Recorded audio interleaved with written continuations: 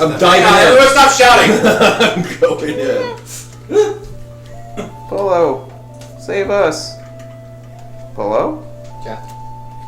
He's spitting out. I need answers. Why are we talking about corn? Where the fuck? And for once, I'm breaking the fourth wall here. I don't. For once. I'm not talking to you guys. But believe it or not, we've been broadcasting this on the internet. What? To a group of people. And for some reason, these people are talking about corn right now, and I don't understand why. Oh, I don't have my microphone. They don't know that we're wondering why. No one knows anything. I can't see chat right now, so you guys are gonna have to relay to me why chat's talking about corn. Because this is like. Why are you talking about corn?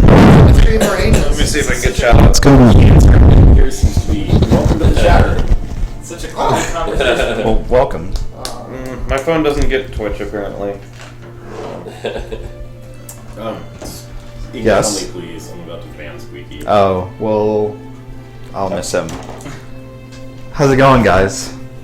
Are you getting your daily allotment? I'm eating burger. Of corn? Of course. Of whatever, I don't know. There's no corn in this burger. Gosh.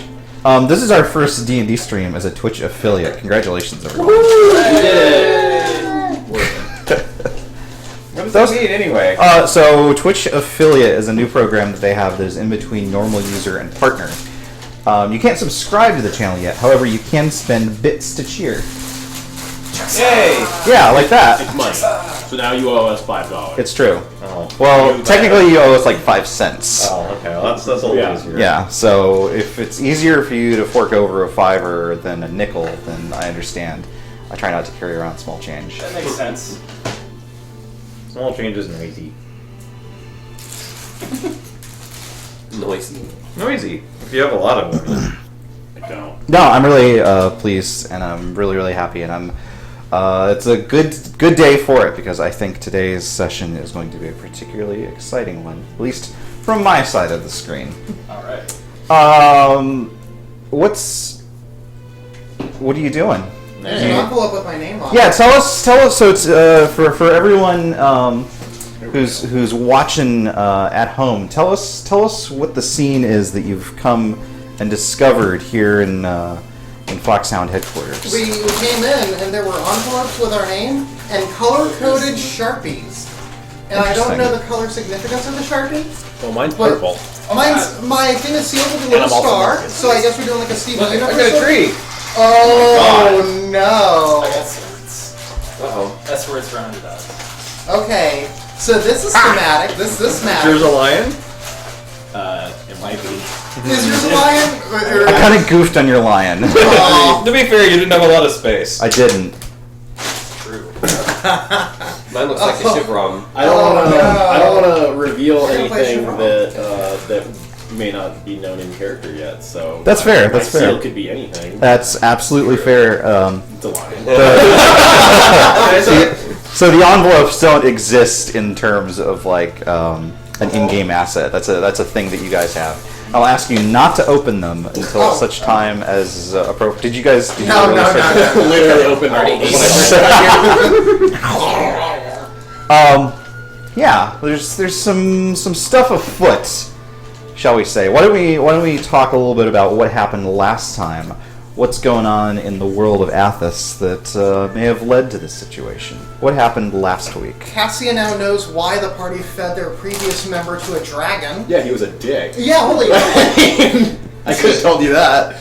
She heard it happened and was like, "Oh man, these guys. What if they ever decide to do that to me?" And then I met Marvin. I was like, "Oh no." Yeah. We're You jumping met the gun. Marvin. They have We're great judgment. jumping the gun a little bit. How could you have possibly have met Marvin? That's crazy. And a lot of things were crazy Yeah. last week. A lot of us were crazy last Yeah. week. We entered the spire, and there were many madness-inducing things going on, as well as a lot of flesh lines, like being gross. funneled through this spire, in the walls, underneath, in the gutter, pooling up everywhere. It's gross. And going inside, we ran into statues and other things that, when looked at, would just drive you mad. And so a few of us went mad, and Cassie got stabbed by Cade, and that's kind of normal. Yeah, no, that sucked. Remember when I rolled a 3 and it was still a hit? That was really too bad for Cassia. Yeah. Those were the days. See, kids, AC is I important should even for a have done. caster. I had my ability that I could have made him take a -2 his 2 hit, and I should have done it. How significant of a minus? D8. Well, D8 might have been enough. Might have been enough. Might have. Good It might roll. be D10 now. I can't remember. We ran into a puppy. Yeah.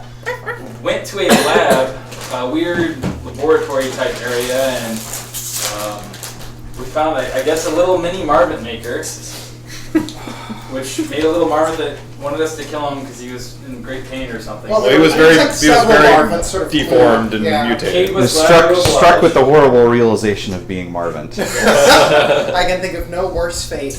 I can. Okay. We moved along after a little I birdie wrote them down friend into envelopes and passed them out. showed up a few times to like try and throw us off and made us go mad again, but we went upstairs. We ran into the Lord of the Realm, or I guess the Sorcerer-King of the Realm. I forget his name again all of a sudden. What was his name? He was an old creepy guy He was an old creepy Daskanor? guy. Sorry? Daskanor? It was Daskanor, Oh, yes. Hey. Daskanor. He was very old, very creepy. He looked like he'd never left his room for centuries, maybe. I think we could have taken him. He's pretty old. We talked to him. He was not very thrilled that Zorak thought he wasn't a Sorcerer King. That was probably not your finest moment. No, it wasn't. I mean, I don't know, Zorak, there's it a... wasn't your worst moment, but it wasn't your let's talk finest about either. that. Yeah, let's... Many are not my finest moments. All of them but one. He, in the end, kind of let us go, though. He kind of said we should go see what's happening, what's cooking in the basement. So, we went to find out what was cooking in the basement. Turned out to be Marvin. It's Marvin cooking in the basement. Gross. He's like fused with or has been summoned into the pillar in There some was way. what looked like possibly a super pillar. Oh yeah, it definitely It seemed was like a one of super the 2 pillar. grand. I think there's 2 grand. One. pillars. We believe it was. No, there were There were like 2. 3. There's one now. Yeah. The pillar. I don't No, think no, Herbie was telling a joke. Okay. Oh. Yes. There were 2 hubs. Now But there are 2 primary conduits. Yeah, the conduit wasn't destroyed, right? Marvin No. was just born of it. We We didn't didn't see really a get a- giant geyser of light after Marvin came So out. you didn't...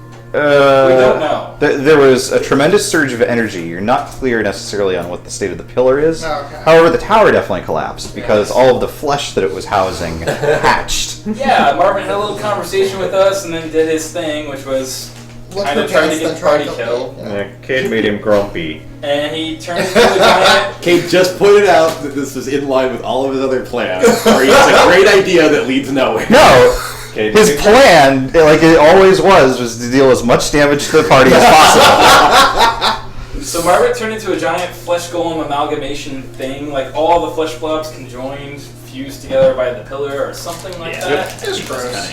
Blew up the spire and kind of came after us, chased us through the city, and then right when he was going to catch up to us, I You believe it was- left out an important part where the second level illusion spell diverted him for like a good minute. he was slightly diverted. And then, Slightly. No, this is good. The tables truly have turned. If Bill is the one glossing over Herbie's minutia, that is kind of. Herbie's the new Bill, everyone. No. That's a horrible thing to say. Oh. What's wrong Like with I you? said, I can think of things way worse. Oh, I can't think of anything worse than that. Burn. Rude. What if you were 2 Bills? Does this mean I get to like start negating things that happen in the campaign now? Yes. Is that my Yes, role? but you have to kiss Jeff. Oh, okay. I mean, bonus. And at the very last moment, Yes. where it looked like we were going to die, I believe it was a phoenix showed up. It looked like a phoenix. Looked like a phoenix. We don't know for sure. Something that was very glowy had a giant flash of light, and I think that's where we left off. I think you're absolutely right. The airship from Dragon Quest 8. Is that I don't- golden glowing bird? So I assume it's the same thing. Godbird. Spoilers. Godbird. Godbird. Gods don't exist in Atlas. Kate attacks the bird. They don't. They don't. But so this week, so yes, we faded to white at the end of the last session, and we are going to resume play in sort of a different kind of a situation, sort of a different kind of a unique sort of place. Good, I brought my sexy dice. Maybe a different place and time Oh. than we necessarily would usually have picked up with. And each of Magic you, here. Maybe. I mean, we'll see. We'll see what you guys choose to do and what you decide to say. Let's flash back to the Adventures in Tyre. But like, this party's there for some reason. Like, remember when Kate was there? That was a legitimate problem that I had when I was brainstorming. Like, what if we flashed back to Altruck or something like that? Like half the party's not there. Yeah, exactly. More than half. Yeah. So that's fine.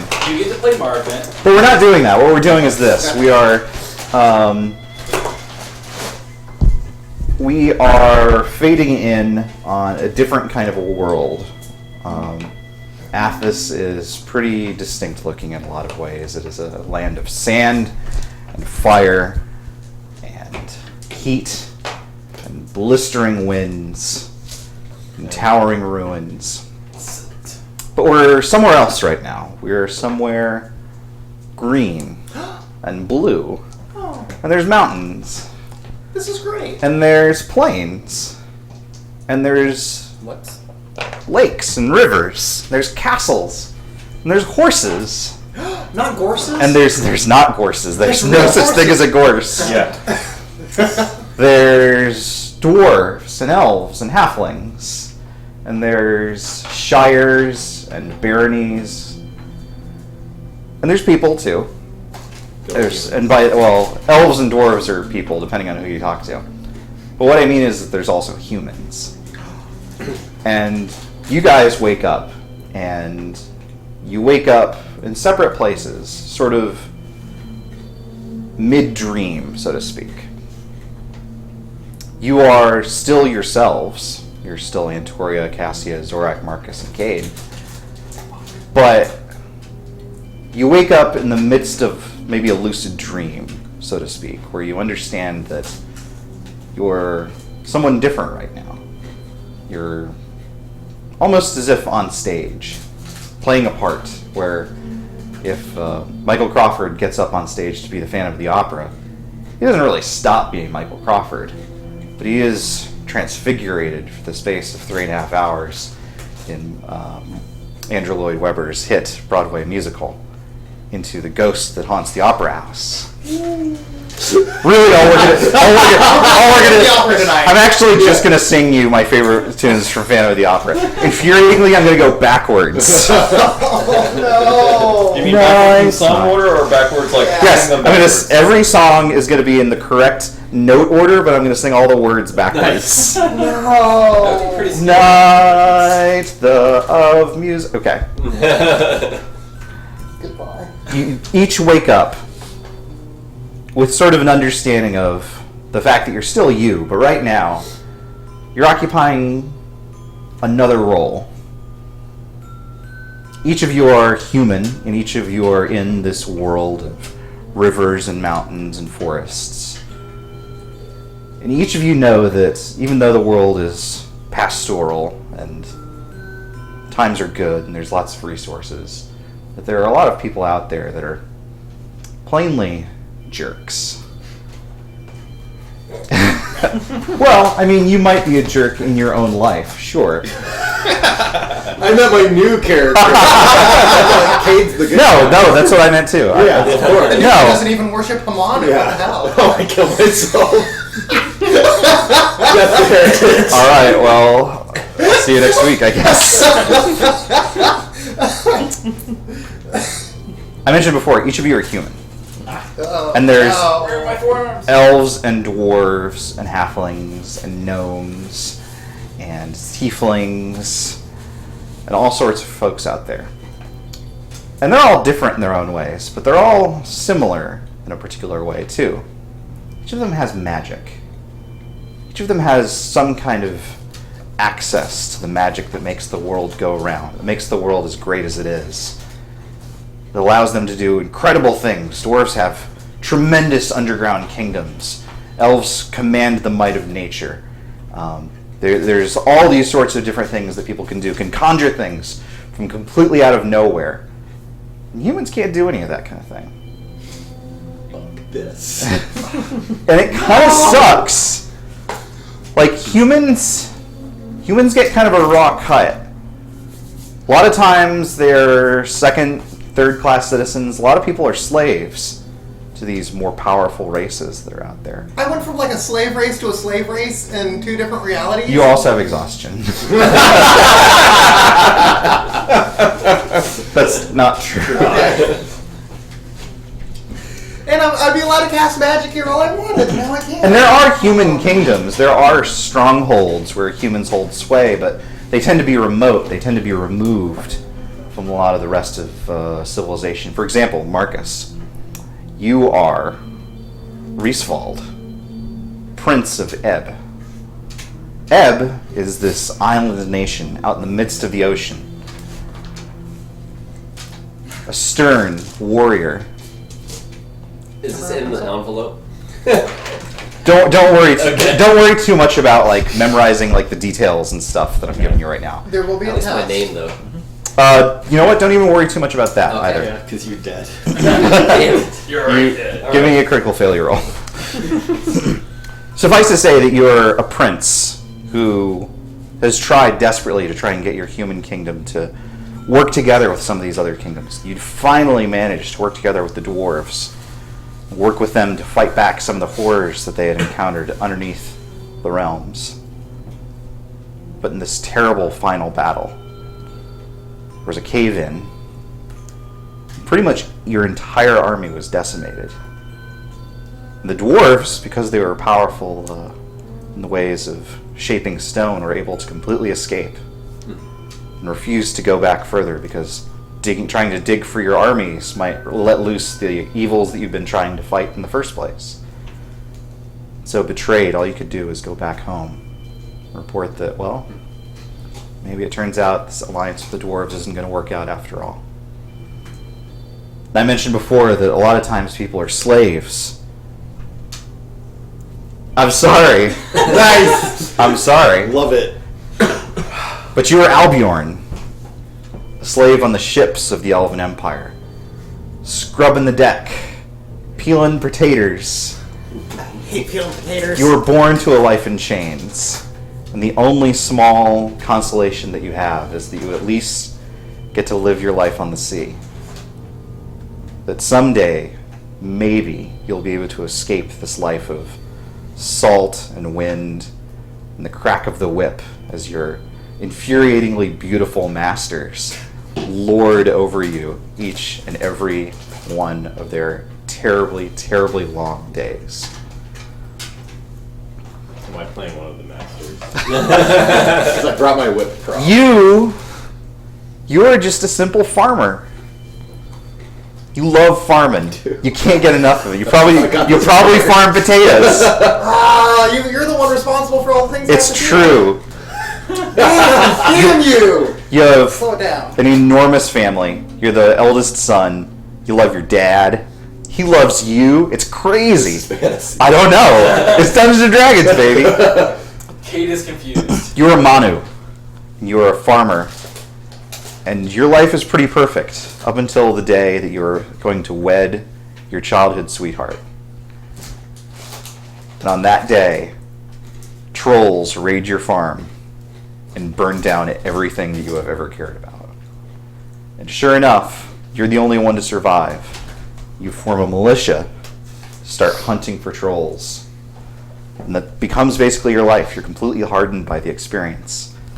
But from that experience, you manage to find some degree of success in campaigning against these raiders.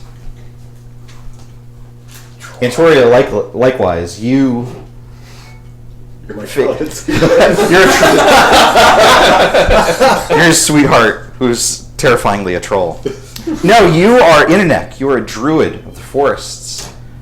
You are no stranger to raiders either. You, likewise, have dealt with these horrible, like, settlers, these bird folk, the Aarakocra, who, believe it or not, are building, like, flying cities and developing all manner of devices and such. And, sickeningly, in order to power their empire, they tear down the forests wherever they go. You have worked your entire life to live in harmony with the land, to teach other people that the forest must be preserved, that the wildlife that lives there must be respected. And sure enough, no matter where you go, it doesn't matter because the Aarakocra are too powerful. Their cities can go anywhere. And finally, you live in one of the great cities of the realm. It's kind of a mixed bag. It's ruled by a demi-human council. Of course, no humans allowed. Of course. But you, as much as you're an urban member of society, are still not quite a full citizen. You're a Tenok, a thief that lives in the shadows, that ekes out whatever kind of existence that you can, knowing that there's nowhere for you to go because the tiefling cultists that operate in this city killed your sister and your mother and anyone else that they could find when they raided your childhood home. And so each one of you has reasons for wanting to basically set demi-humans and their magical ways alight. And each of you spends years and years in this darkness,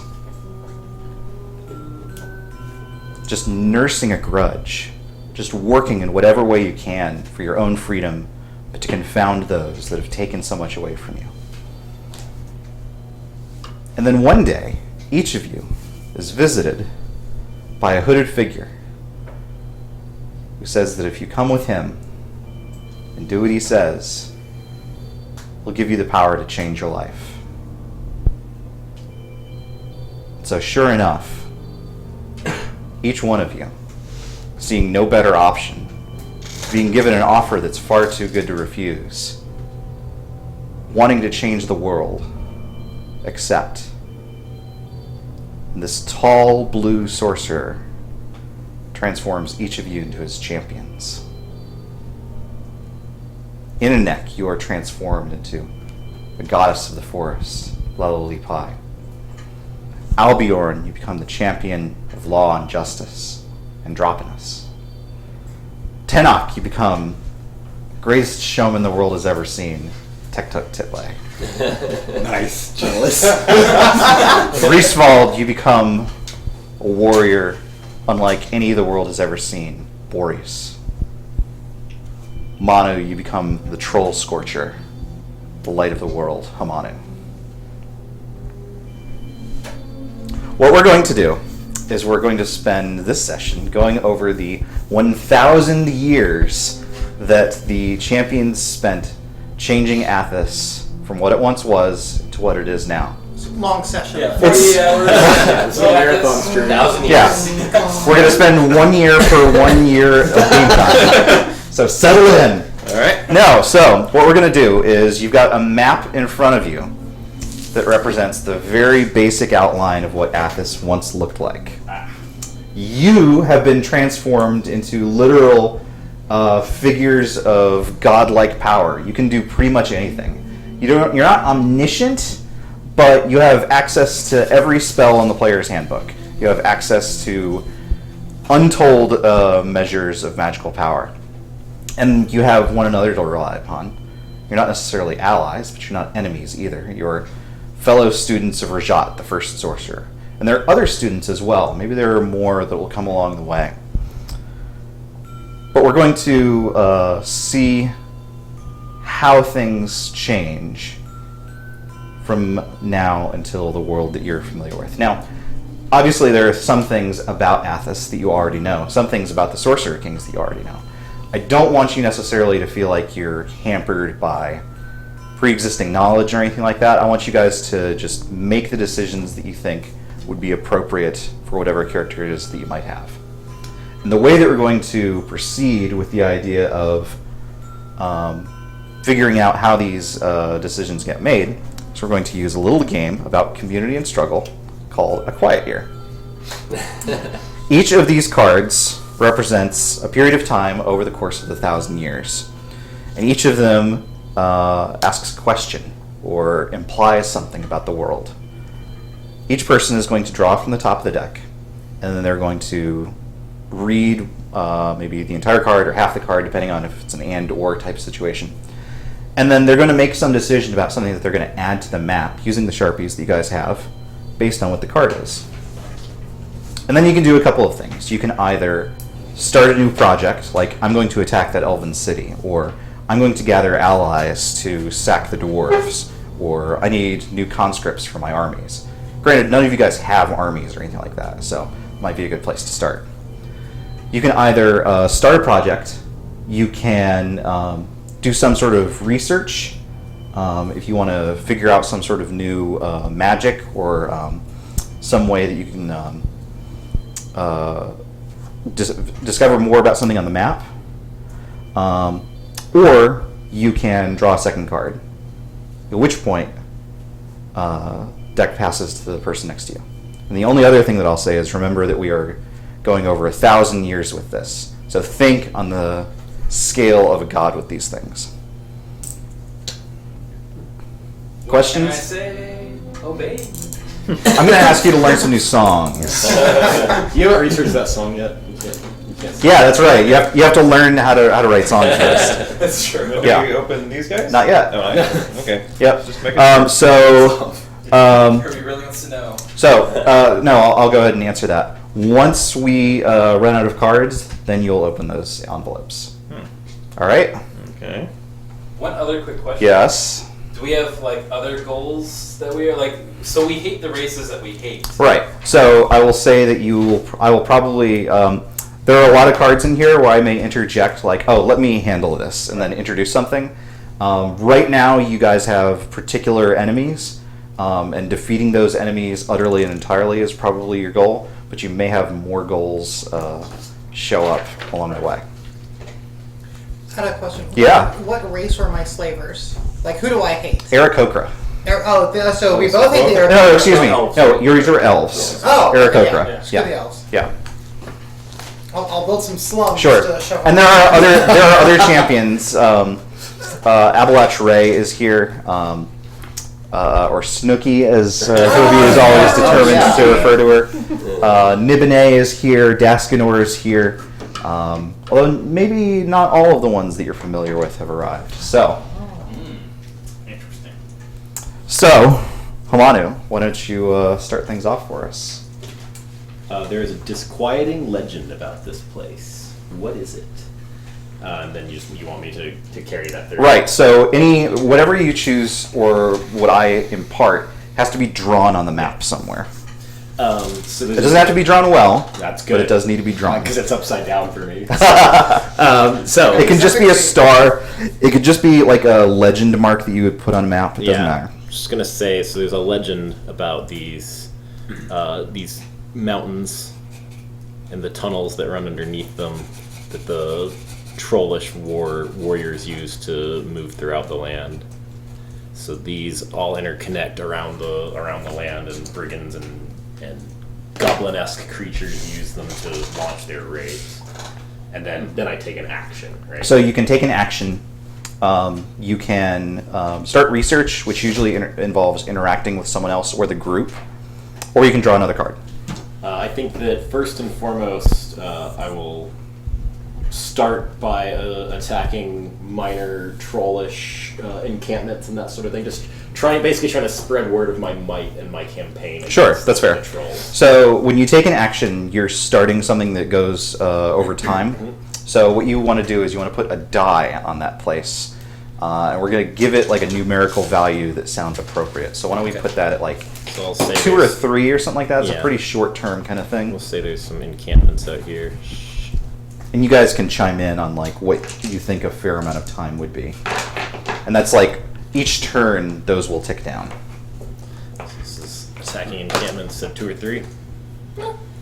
Yeah, I mean basically I'll let you pick between those two depending on how long you want it to take. Yeah, mostly I want to rally people to my cause. Gotcha. Okay. Okay. Let's see. Do I keep this? Just keep it out of the deck. Yeah, just why don't you hang on to it? Why don't you hang on to cards that you draw? This is, you see a good omen, what is it? Or you see a bad omen, what is it? Okay, so I'll go ahead and interject something here. You're a prince. You're no stranger to the ways of war, and you belong to a kingdom already. Actually, that island that is out in the midst of the sea, that's yours. That's where Ebb is. Okay. And you are fresh off of a particular episode where you hate the dwarves. Yes. So you immediately rally your armies and head out to attack. Let you go ahead and indicate where you think the dwarves' stronghold is or something like that. But the poor omen that I'll say is that something happens over the course of the battle where you're channeling these newfound powers that you've discovered, and because no one's ever seen anything like this before, you win handily. There's no question of your might. But the entire battlefield is ash, and a lot of your the figures that you see lying on the battlefield, both yours and the enemies, have sort of been shriveled to this black, stained soot after the fact. Okay. Let's say that the dwarves would probably be also in the mountains, but also underground. So let's say. Yeah, there's a whole Underdark on the other side of the map. Yeah. Just for Lobos. We'll say here was a site of a big attack here. Cool. And then I do an action or another card. Is that right? So you can do a card, or you can do an action, or you can hold a discussion. Okay. Which can be magical research of some kind, or trying to bring in other forces. I think even though I had acquired some forces and managed to take down some dwarves, that I would probably maybe move over here and try and acquire more reinforcements. Okay. From fellow other humans or something. I think that's a pretty short action, maybe just a 2 or something like that. Okay. Cool. Excellent. Tech. Before I draw, I would like to draw my city. Is it a coastal city or a city that's... Yeah, I think that's absolutely reasonable. I think probably sort of a metropolis or something like that would probably be on the coast, since that's... So we'll go up here. This is a good spot. Big city. Pretty big. Little dots, little houses. It's a big city. Nice. Alright. Looks like a donut. Alright. My favorite kind of city. Yeah, seriously. Donut City. Let's go. So I have an aura card. I have spring. Someone new arrives. Who or two of the community's younger members get into a fight. What provoked them? So I'll let you choose which one of those is the case, but I'm going to interject on either one. I'll go with the someone new arrives to town. Okay, so Boris, when you are crusading and trying to rally the people, a local warrior arrives who has heard of your great army and is a warlord of his own renown who's been battling to the south. And he's not necessarily willing to throw in with you just yet, but you get the idea that maybe he's comparing, trying to size you up and see who's truly the bigger man. Okay. And this is Dragoth, and you can tell that this guy, regardless of the fact that he's not himself a champion, you're not allowed to kill Dragoth the whole time. Save us a lot of fucking trouble. Time paradox. Is trying to size you up, and you're not sure what impressions he comes away with. Okay. Alright, for my action, I kind of want to take over my home turf. I don't own the city yet, Yeah, but I'm that's very fair. familiar with it. Okay. So I guess I'd like to spend time rallying fellow thieves, fellow bandits, all the riffraff. Okay. guys. Sort of an insurrection kind of approach. Exactly. Okay, cool. Draw an anarchy symbol. Oh. Is it? Draw the Borderlands man. There's a line Yeah. through it. Oh yeah, it's an A. That's the There you vault symbol, go. which is different. There you go. Perfect. All right. And what do you think? 2? Yeah, 2's good. 2's our favorite. I like it. And dropping us. Do I have a city that's mine, or what's my setup? So you were a slave on the ships. So if you want, you could draw the fleet, or sort of indicate where the elves controlled the area of the coastline. Okay. I'm gonna say the elves mostly were down here to the south. Yeah, that's fair. So this is like immediately after I'm granted my powers. Yeah, like in the years immediately afterwards. Oh, in the yes. years immediately. Okay, yeah. Yeah. I mean, Okay. if there's something you want to do like 5 minutes afterwards, you're I absolutely mean, allowed I'm probably to do gonna that. level the fleet, but You can do that. I mean, if you want that to have been a thing that you did, you were. But that's not This is the session justice. where you're omnipotent. but that's not justice. Well, and I'm- here's the thing. A lot of tyrants claim to be on the side of Yeah. justice. I want to be clear. A lot of why you've been chosen by Rajaat is because you have this determination, but a lot of that determination comes from having a grudge. Like, there are plenty of slaves who have been... Like, the elves make... it's not a rarity that they have a human slave. They've got entire colonies of human slaves. And a lot of them have just sort of accepted that, like, okay, well, this is just what our lives are like. You were singled out because you were like, No, this sucks. no, this sucks, and I'm going to do something different with my life. So what I'm going to do is not burn the ships, but I'm going to start. I'm down here, and there's basically the elves have been using the coastline to trade up and down. Uh-huh. I'm going to be starting out here at what's a pretty big port town. Uh-huh. So is this your action for the turn? This is where I'm starting. Okay. And okay. then my goal is breaking the chains. I'm going to start. Well, I should draw a card. Yeah, first. I think you I'm should draw a doing my card first. and then Then take an but action. Okay. Spring.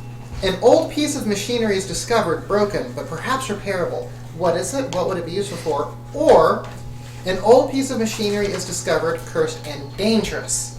How does the community destroy it? Interesting. So I'll say this. Maybe when you're flying over trying to figure out what to do as part of this, you discover sort of a lonely outpost that you're not. Androponus, are not immediately sure what it is, but you, Rachel, recognize it as having the tile set from the Pyrene technology. Ah! So you can decide between which of those it is. It's going to be discovered, broken, but perhaps repairable. I'm Okay. going to try and... this is something definitely worth noting. And Uh-huh. maybe I can use this. Okay. Where is that? That's going to be... I would have started here in the major trade city, but that would have been out a little bit more in the areas here. So this is going to be a spire, I guess. Okay.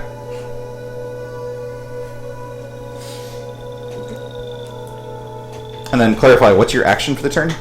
I mean, now I want to study this. That's why I wanted you to that's, check your that's card first. Entirely, I'm going to be like, oh, hello, friend. Yeah, there you go. I'm going to figure out what this is, how it works, and how I can use these. So I think maybe that's a 4. Probably. Cool. Oops. Spoilers. Cool. Lily Pie. Card is a charismatic young girl. Oh, it's an Oh, I'm sorry. Has everyone been ticking down their dice on each of the next turn? every It's every turn, yeah. We've got some pending events. That might not be resolved. Yeah. So if something resolves, remember that it's resolved on your next turn, and then talk about how it resolved then. Okay. I guess Unless it like immediately affects someone's turn. probably just put the die. So then you're already at a 3 then, because I'm starting. Or I mean, you can just turn it to 1 and leave it there and collect it on your yeah. turn. Okay. So mine's an ore card. A charismatic young girl convinces Minnie to help her with an elaborate scheme. What is it? Who joins her endeavors? Start a project to reflect. Or a charismatic young girl tries to tempt Minnie into sinful or dangerous activity. Why does she do this? How does the community respond? Give me some of that. So I know you've done alterations to Yeah. some of the other cards. So you guys are sort of occupying a lot of your individual pursuits. But it's not too long before Abelatray shows up and says, look, I need some help. There's orcs like crazy up north. And if I take them all on myself, it's going to take forever. That's what she's. If anyone is willing to help with my crusade, I will in turn help with yours. Preface question. We know something about our powers, maybe from what happened to him. Does that Sure. like common knowledge to all of us? Depends on whether or not Boris decides to share it with everyone. One more quick question. So we all do know each other already? Yes. And we can talk freely. Yes. Okay. Yeah, you can talk whenever you Stones want. of Farsi. Actually, to Herbie's point, let's just say that it's common knowledge that just because the amount of scrying that you guys would do just on one another, just be like, oh, I see that Boris inexplicably defiled today. Good thing I checked Facebook. I don't have that word yet. Yeah. Yeah, so that's kind of actually a concern of my character at the moment. I mean, she's all about preserving the forest, and she gets these new powers, and then wait a minute, these powers seem to be destroying wildlife kind of as badly as the Aarakocra. So I will say I can that. start justifying using this. So you are not merely an incredibly powerful wizard, but you have been granted godlike mental powers as well. I see. Oh yeah, level 30 psionicist or something. Something like that, yeah. Okay, what do I know about Avalok Ray before this contact? She nasty. She's a very Mata Hari kind of character. She's very independent, very driven. Clearly she's got an incredible will, or Rajaat would presumably not have chosen her to begin with. But she is trouble, and she makes no secret of the fact that she's trouble. I see. Tiddly will apply. As soon as I take care of my own problems with my current city I'm working on, I'll help you. Excellent. Thank you. Anyone else? I would be clutching severed heads of trolls. Be like, I have a lot of business of my own to take care of in this region. Thank you very much. Okay. The solution I'm devising to my problem may be adaptable to yours as well. A few No, small alterations we should discuss once Okay, I've made a I'm little going more to progress. pencil you in as a maybe. Got it. Okay. Could someone grab me a orc skull up in the north just to represent that there are hordes up there? Do you want us to use black for... Since it's, Yeah, that's fine. Yeah, since it's not one of the fighters. Anyway, you Yeah, can draw another card, take an action, do some research. Definitely going to do an action. So as a general thing, how much knowledge of magic do our characters have at this point? As much, you... Accepting Dark Sun specific stuff, Yeah. you have as much as a 20th level wizard would have. Alright. You know the ins and outs of wizardry pretty dang well. Alright, then what Lilipay will try to do is, thinking about it, the quickest and maybe safest way to get rid of this problem is by simple genocide. Being familiar with the ideas of curses, being familiar with the ideas of linking things by blood, her basic plan is she wants to devise a curse that by taking as many samples of Aarakocra feathers and blood and whatnot as possible, manage to generalize the formula such that a spell can be woven against all of them, even the ones she doesn't have any specific body parts for. And she will also share this knowledge with Avalok Ray, the basic theory behind it, surmising that if it works, it could probably work on orcs as well. Gotcha. You're not sure that she's paid attention to the whole lecture? Well, But she definitely sounds excited. Yeah, about the it. research hasn't really gotten underway yet. I haven't put a die down or anything. Yeah, that's fair. So that sounds like a long one. Yeah. I'm thinking maybe 7. I can go with 7. Okay. Let me get a D8. Cool. Cool. Okay. And I guess where is Lilipay based out of? I mean, why don't you pick somewhere on the map? Okay. D10s are pretty Where good. would your forest have been? D10s are pretty good because they can Forests take 0. Yeah. usually would probably be either near mountains or kind of in the center. They wouldn't run up to the coast probably. So let's say around here maybe. How big of a forest do I get to have starting out? That's it. One No. tree. That's plenty for now. Okay. The birds took It doesn't the rest. need to be to scale. It just needs to properly represent it. Okay. So it's like a nail mushroom. stuck in the ground. Yeah, it's Okay. Hamanu, we're back to you. Yep, that's the Hamanu sound. That was the researching Aarakocra genocide technology sound. What group has the highest status in the community? What must a person do to gain inclusion into this group? Or there are distinct family units in the community. If so, what family structures are common? Is that something you want to feel? Sure. So I'm going to go ahead and say the first one is the case, and I think that simply by nature of the incredible destruction, the incredible immediate success that he's had, it quickly becomes clear that Boris is like the preeminent champion. Like a lot of people are like obviously like feeling things out, trying to figure out their own agendas and stuff like that, but he, perhaps by virtue of his princely birth, has hit the ground running, and he's not necessarily Rajaat's favorite, but it's very, very clear to everyone, including newly minted champion Dragoth, that Boris is a force to be reckoned with. And that if anyone is to have any hope of matching his accomplishments, they'll have to get to looting and plundering sometime soon.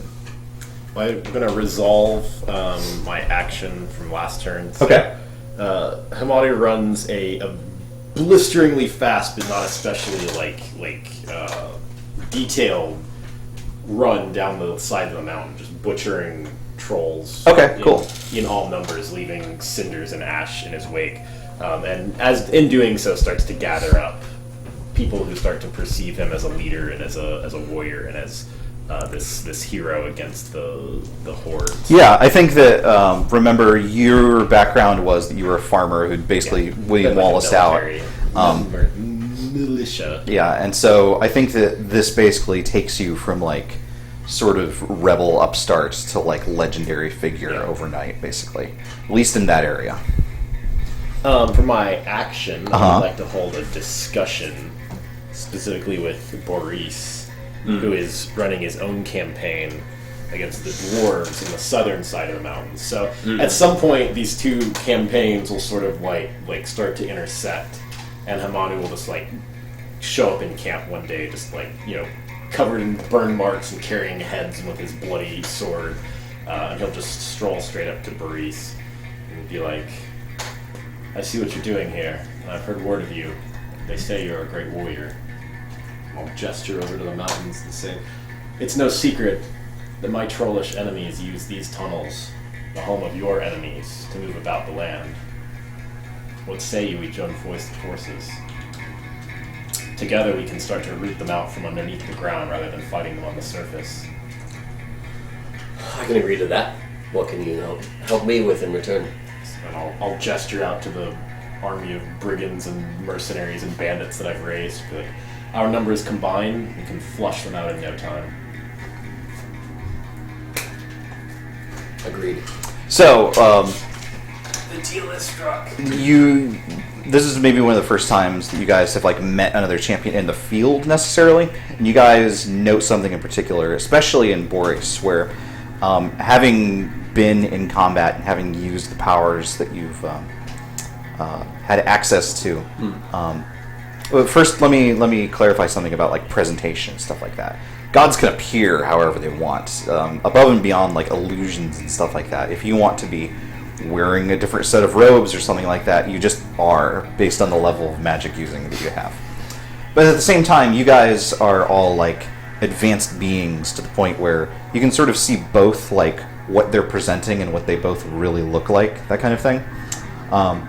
And both of you notice that the other seems a little different than you had last seen them. When you guys originally signed up, you looked more like Greek gods, basically, where you're physically perfect, but essentially, 2 eyes, I almost said 2 noses. 2 eyes, 2 eyes, 2 mouths. 10 noses. No, so you sort of lost a little bit of that Apollo kind of look, and now you're a little more sinewy. Your digits are a little bit extended. There's a little bit of more of a tip to your nose, your fingertips, that kind of thing. It seems as though whatever this power is, it's not taking a toll on you, but it's definitely changing you in some way. Boris, I think it's your turn. So we realize that in both ourself and also... Yes, absolutely. Okay. So should we consider that alliance done, or should we start a project to flush out the... I think that I think it's fair to say that that just happens. As long as you guys are in the same area, conducting the same kind of operations. If you guys wanted to both like start a new project, that would make sense. Right. Okay. But that would be good. Yeah. What do you got? There's a large body of water on the map. Where is it? What does it look like? Or there's a giant man-made structure on the map. Where is it? Why is it abandoned? Well, we already have the ocean. And I don't want to add more oceans. Okay. Yeah. Oh, an ocean here. Oh, well, Solved our problem. yep, everyone drowns. Goodbye. Combine your magic to just drown all the dwarves and Yes. trolls. Okay, so I've got one for the other one. Okay. So in some of your exploratory kind of stuff, you begin to notice you're starting to get really kind of deep into the dwarven territory now. You're getting into some spaces where you're not actively invading, but you're still sending scouting parties and stuff like that to like seek out weak points and that kind of thing. And there's dwarven architecture down there, obviously, but you're also discovering this sort of white soapstone kind of hive type stuff, which you, Boris, don't necessarily know, but Lobos would recognize. It shares the same tile set as the halfling kind of ancient architecture that you've seen before. Yeah, and there's no halflings down there, so I'll bite my tongue on any further information there. Okay. Yeah. And okay. Yeah. So let's say that's somewhere like over here or something. Yeah, that sounds good. In these. Oh, Zorak's eggs. Yeah. They hatch into halfway. They were just waiting for the ocean. I had my Like project, Riddick. my project finished for acquiring more troops. Excellent. You're Additionally, I'd like to do some like kind of have some of my my army sneakily like infiltrate like Dragos' army and try and like see what he's up to / maybe convert some of them. Interesting. So I don't know if you wanted me to start another. I think that's a project with new it. project. Okay. Yeah. All right. Okay. In that case, we'll do that. I think that's going to be maybe it occurs to me now that, like, if we just resolve projects, then anything less than a 5 is kind of redundant, but that's Right. okay. Right. Yeah, I think like a 3 or a 4 or something like that Okay. makes sense. Sure. Cool. Okay. That's it, right? Yeah. Alright. Tech. I'm gonna draw first. See what happens. What's the most beautiful thing in this area? Well, me, of course. Oh. Or what's the most hideous thing in this area? Do you wish to interject? That's a very good question. I'll let you pick which one, and then I'll chime in on what I think the answer is. Alright. I'm gonna go with what's the most hideous thing in this area. The most hideous thing. Yes. That's extraordinary. Okay. So, the most hideous thing. There's this blue guy. Oh man. There's not. There's really not. Werewolves. So you've been fostering kind of this underground resistance, and this city, which you knew had cults sort of occupying it. It turns out that the cults that were there it goes all the way to the top, and all of the entirety of the council that rules the place is a member of this insidious organization. And because you've sort of downplayed like your role, you've been taking more of like a Robin Hood kind of approach. They still have some guts, and they're thinking like, oh, we're going to quash this. And in one night in particular, they take out maybe like half of the townsfolk and both crucify and light them on fire. Great. Like, so in a given night, like the human population of the city just goes down to 0. They killed my mom, they killed my sister, now they're gonna kill all my friends. Yep. The guy that ran the bodega, he's dead. Yeah. Not Paul. His cat, crucified. There was a crucifix for the guy, and then a little tiny cat-sized one. Oh, Pinky, no. That's fucked up. Yeah. Oh. That's the worst thing. A cat on a crucifix. I abandoned Take my that, campaign Xenogears. against the trolls to get vengeance. I fin- Yeah, no, I'm joining in with this. I Yeah. finished my task. See, of now my rallying- approach makes sense. Finished my task of rallying the people. Okay, so this certainly has proven the catalyst. People that were on the fence are like, okay, well, we either have to throw in with one of these, and they crucified One that of them's cat. crucified. So Yeah. It's like the beginning of Skyrim. Yeah. Who do you want to go with? I made the a rebels promise. or the guy who tried to kill you? I made a promise to a fellow god. Rajaat is innocent. And someone needs me, and I'm all great, and they of course would want me, so I'm going to accelerate my plans, I think. I was going to take things a little slowly, but now I think instead I'm going to plan the coup d'etat. Do they have like a central, like this is their like base of operation? Yeah, absolutely. There's That's like like all Demi-Human. That's like Demi-Human Central. Yeah, Like, yeah. This like, all right. So I'm gonna kind of make a plan where everyone else is gonna take care of the guards, the other creatures around the city. Mhm. I am gonna totally raise the capital. Like, Okay. The center place, I'm just gonna nuke it. All right. It's gonna be gone. It is good and nuked. And that is my plan. So what do you think would be a good time for that? I think just a 1 is probably good on that one. You're really just casting meteor shower a Yeah. few times. Basically, yeah. Boom. I think that's fair. Anarchy indeed. Cool. Androphanus. Alright, I will draw. A young boy starts digging in the ground and discovers something unexpected. What is it? Or an old man confesses to past crimes and atrocities. What has he done? I crucified that cat. Sorry. Am I Interesting. discovering more pillars? Because my pillar research also finished. Let's see. I'll let you choose which one of those you're going to go with.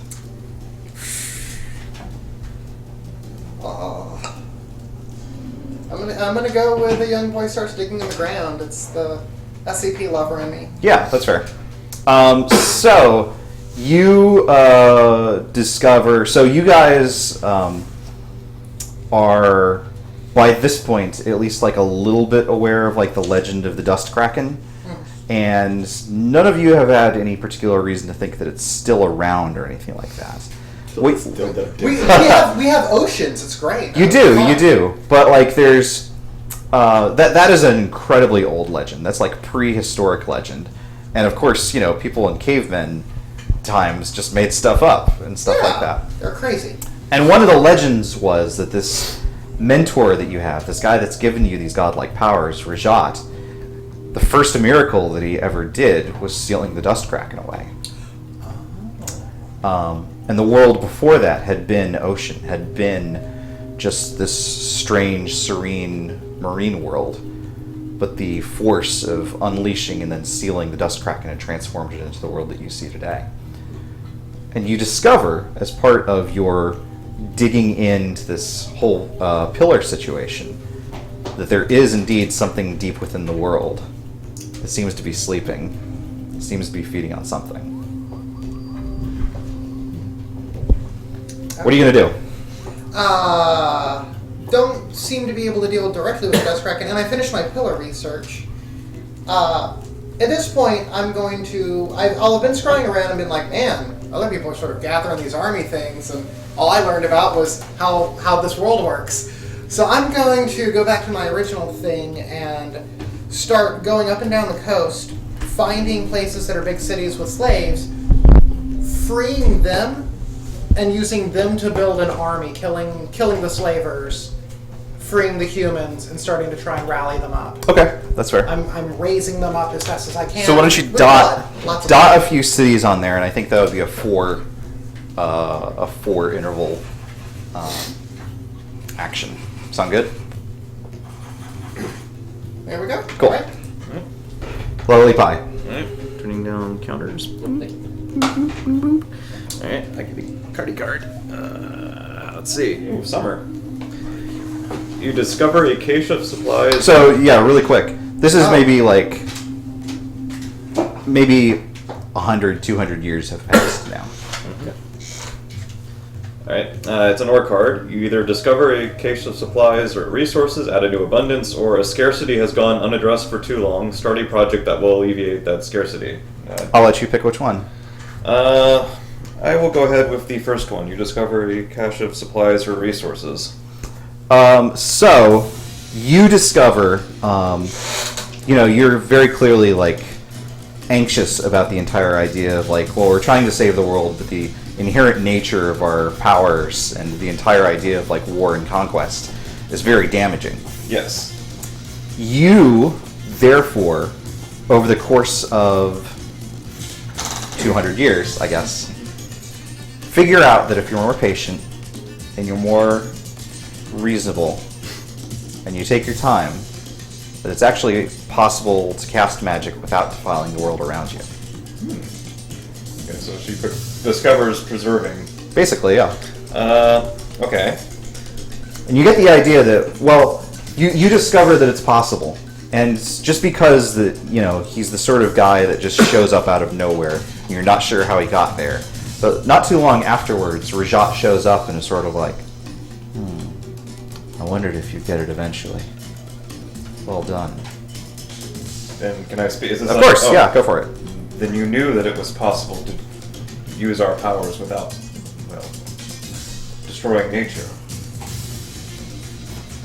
It doesn't grant power quite so quickly, nor does it enable the change that is necessary. But if that is the path that you choose to walk, your will is your own. The change that is necessary.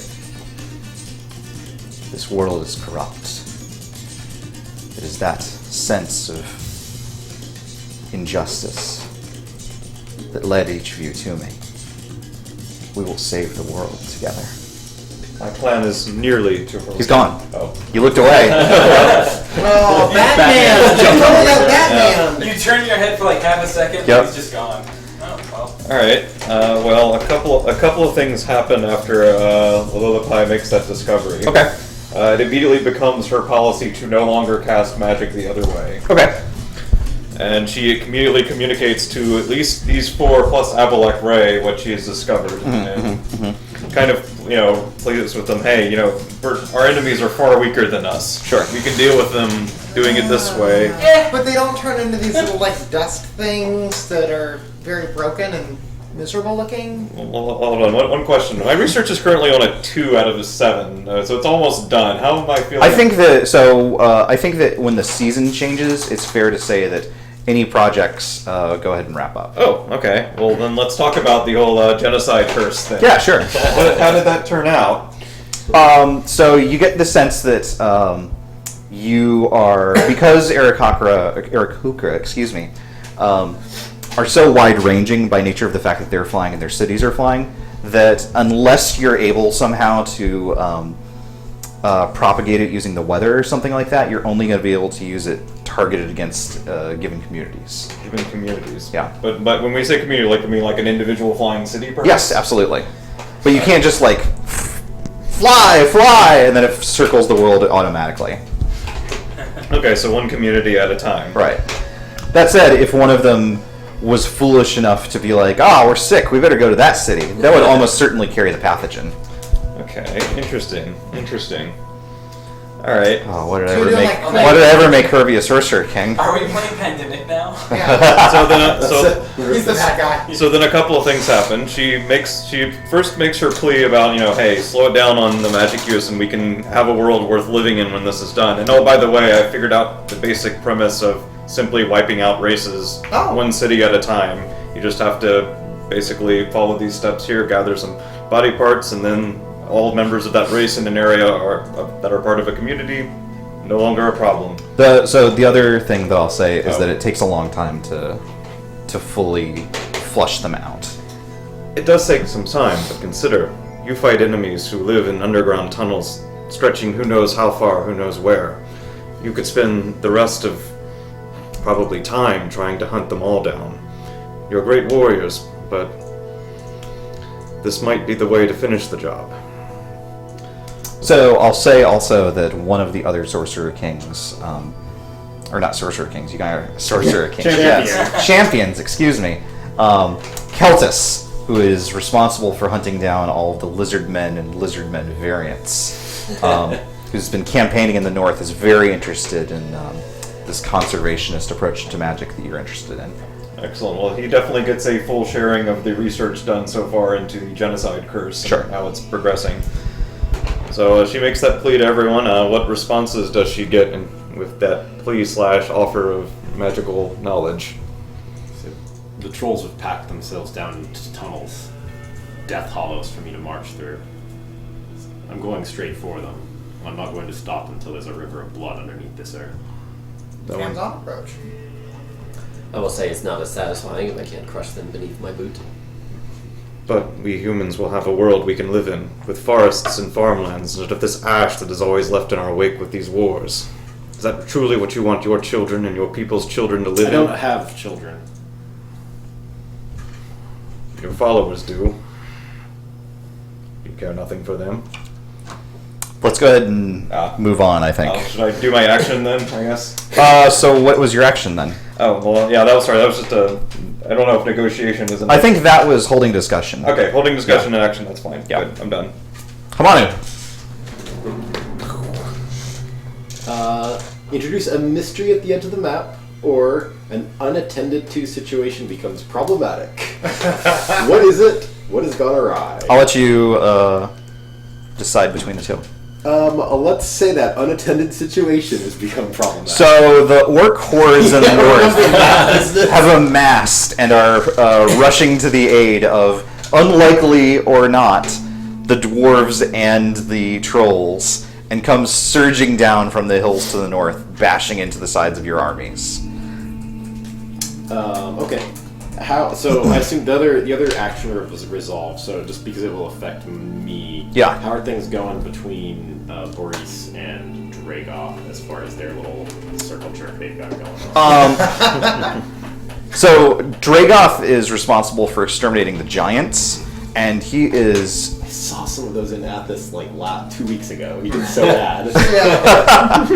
So here's the thing: he is slow, but he is utterly brutal. Dragoth himself loves to get into single combat with giants, which, given that he's tall, but he's just a dude, is sort of great. He'll like grab their ankle and like suplex them, and then like Shadow of the Colossus like climb up to their sternum and just like stab many times. Hit their weak point. Yeah. A lot of times he'll carry a warhammer into battle and just like literally just like shatter the kneecaps of giants and then come back and finish them off later. That said, he's less about like having a legion at his side and more just having like a gang of bad dudes. And there's maybe like 100 of them or something like that, but they're all like each notorious mercenaries and stuff like that. And unfortunately, that means that they're all pretty individualistic. So a couple of them are maybe kind of interested in turning coat and going over to Boreas' side, but they're also not necessarily the sort that you're usually looking for. You just by nature of the fact that you're sort of bred in the military tradition, are much more interested in like knights and that kind of thing. Does not play well with others. Yeah, something like that. Okay, well, as these orcs come rushing down into the mountains, so Hamanu will have been leading his campaigns under the earth and that sort of thing, and basically his intention is to. So he can scry and shoot sign us. Yeah, of course. He knows this stuff is coming.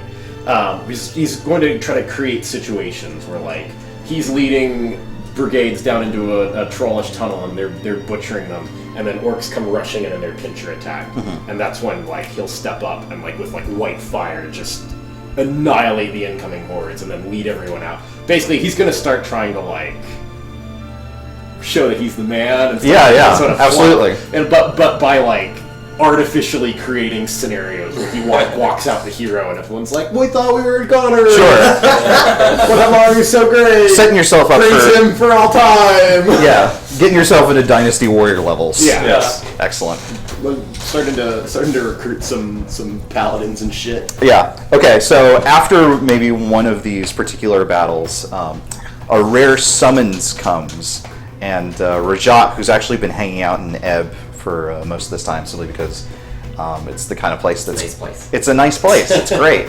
Actually, summons both you and Boris back to his sanctum, and he takes note of the heroism that you guys have displayed and the tremendous efficiency that you have displayed in combat. And he has some presents that he bestows upon you in the hopes that will help turn the tide against this crushing wave.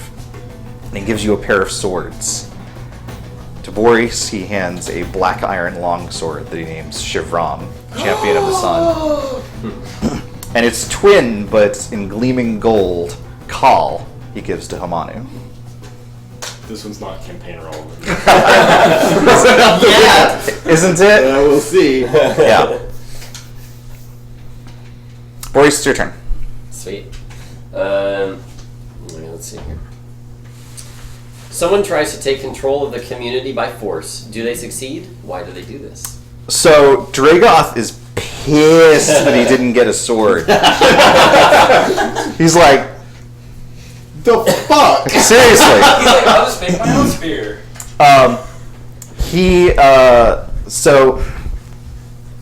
He does not make a move himself. However, one of the boys that he's been rolling around with, this fellow named Khalid Ma, makes a play for power that comes kind of out of nowhere. And each of you, I think, now has discovered that the more magic that you use, the more transformed your body becomes. The more powerful, but also the more inhuman in a lot of ways. You know, you got a little bit more of a claw situation going here, a little bit sharper figures, a little more dehydrated husk than necessarily golden Greek god kind of physique. And there is a tremendous surge of energy in the south. There is this huge outpouring of power as Khalid Ma makes this huge attack against this outpost that the Fae are trying to defend. Not elves themselves, but like the forest folk, imps, fairies, and that sort of thing. There's this tremendous forest, and all at once just begins transforming into black glass as Khalid Ma channels this incredible amount of energy and transforms practically overnight into sort of almost a lizard type thing, where he's got sort of a vestigial tail sticking out. He's got sort of a beak for a face. You can tell that he's clearly further along towards some sort of a transformation that maybe Rajaat hadn't confided in you yet. Oh. Is this the change Rajaat referred to? What is your action, Boris?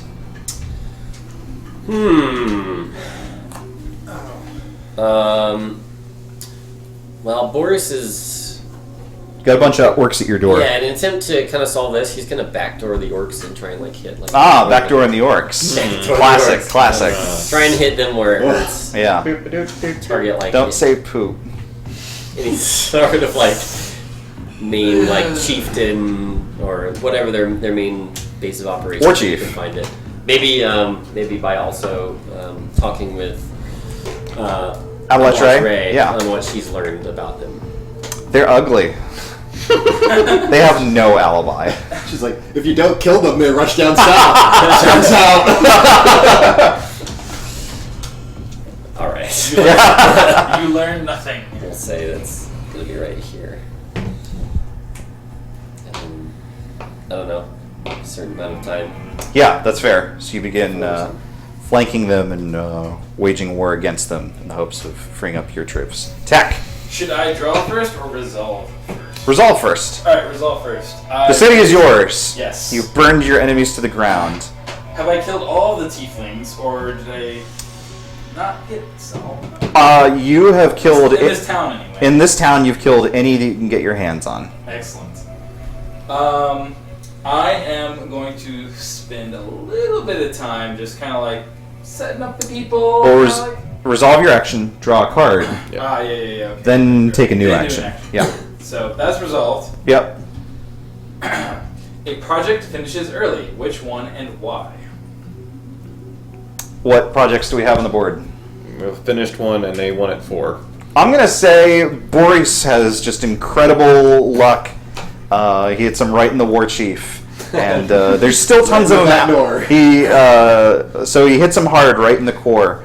And there's still tons of them out there, but the head has been cut off the snake and the horde is scattered. So they're not as immediate of a threat at present. Which is good for your city since it's kind of close to the action. True. Yeah. What are you gonna do? So I don't want to spend too much time. I'm going to maybe like a few years just to like help set up the local city, get everyone, in order. Sure. Give the people I really trust an item that they can use to call me. Uh-huh. And then I'm going to head north to help with the orcs. Okay, that sounds good to me. 5? Maybe? I mean, you're a god. You could probably do that in like an afternoon.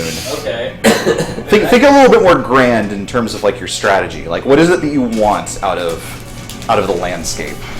I want the city to be mine, and then I want to go help with what I pledged to help with. Okay, so right, you had actually told Avalanche that you would chase down the orcs. So why don't we just say that the city is yours, and you rally a small force to begin hunting down the orcs. And sure enough, Boris has already done like a lot of the hard work. Right. But you begin like combing the landscape, like taking out whatever small tribes you can find. Probably a 3. Alright. Cool. Andromedus. So I resolved first. I had been freeing slaves and using them to free other slaves and Yes. build up an army with them. Yes, you have wreaked havoc along the coastline. These places are entirely freed. Huzzah! Now People love you. I am so awesome. It's true. I'll bet they'll vote for me too when leadership things come around because I freed them and they'll like me. I invent democracy. I invented no, And gosh darn it, people like you. not yet, but soon. Am I allowed to reject democracy and return to slavery? You can vote on it, but you get outvoted because my votes count more because that's democracy. Yay! That's the Commander flag. Come on, save us from democracy. Hang on to that. There's no escape. Working on it. There's no escape. What is your card? Predators and bad omens are afoot. You are careless and someone goes missing under ominous circumstances. Who? Or, predators and bad omens are afoot. What measures do you take to keep everyone safe and under surveillance? Also, it says do not reduce project dice this week. Oh, That's interesting. on the second one. Okay, okay. Which is, incidentally, the one that I was leaning towards. Okay. Read it for me again, please. Predators and bad omen are afoot. What measures do you take to keep everyone safe and under surveillance? And I have an answer for this. Okay. So I've been freeing slaves and using them to build an army. I would like to delegate a little bit. I would like to find the greatest champions, the ones who served me best and listened best to me, and I want to start teaching them magic as well. Seeing if I can raise them up in my service, give them power, and give each of them a domain as they bring law and order to these cities, the right kind of law and the right kind of balance. Okay. Which is basically humans win. So that is the increased power that I'm spreading to all of the cities and gaining leaders who serve me. Right. Spread. Setting I up have an surveillance. I have people. Setting up an empire. I'm setting up an empire. Okay. And powerful entities in there will guide. Good deal. I think that's probably a 4. 4. Okay. And then what is a week for Project Dice? It's until it gets back to your turn. Oh. Yeah. So is that for everyone or me? For everyone. Oh no. Alright. Sorry, everyone. Yeah. That's the way it goes. Holy pot. Alright. Get a card. A project finishes early, what led to its early completion, or the weather is nice and people can feel the potential all around them. Start a new project. So, since I didn't have a project yet, can I start and kind of finish really quickly a project if it's smallish? Yeah, that's fair. Okay. Well, smallish by the scale of a god. Yeah, of course. So we have the spell that we know, that we believe can just drop an aristocracy. But if we drop one and then have to drop another one and then have to drop another one, they're going to get wise to it pretty quick and probably will take countermeasures. Whereas right now it all exists in my crazy head and crazy library. So the next phase of Project Get Rid of the Birds is... Your code name How is Lilipe standing with the fellow druids of Athos? I mean, she's kind of their goddess, right? She hasn't been defiling the land like everybody else. So you would like it to be such, but every single one of them that you've come in contact with is so inherently distrustful of this incredible power that you've been instilled with, and the people that you've come to associate yourself with, that you're persona non grata to them as far as you're concerned. You've removed yourself from the natural order and are an abomination. I bet if you pulled out their eyes, they'd start to trust You know what druids hate is having eyes. Liliput is very And sobriety. saddened by this. So I assume as a god, she's pretty near invulnerable, right? Yeah. Okay.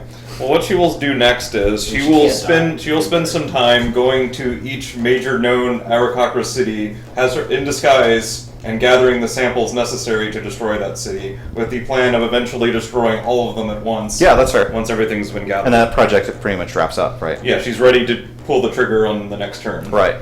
Right? With her gun. Well, you know. Hamanu. Nature gun. A project fails. Which one? Uh-oh. Why? Or something goes afoul and supplies are ruined at a scarcity. So that will impose some sort of a disadvantage, perhaps for one person, perhaps for everyone on the map.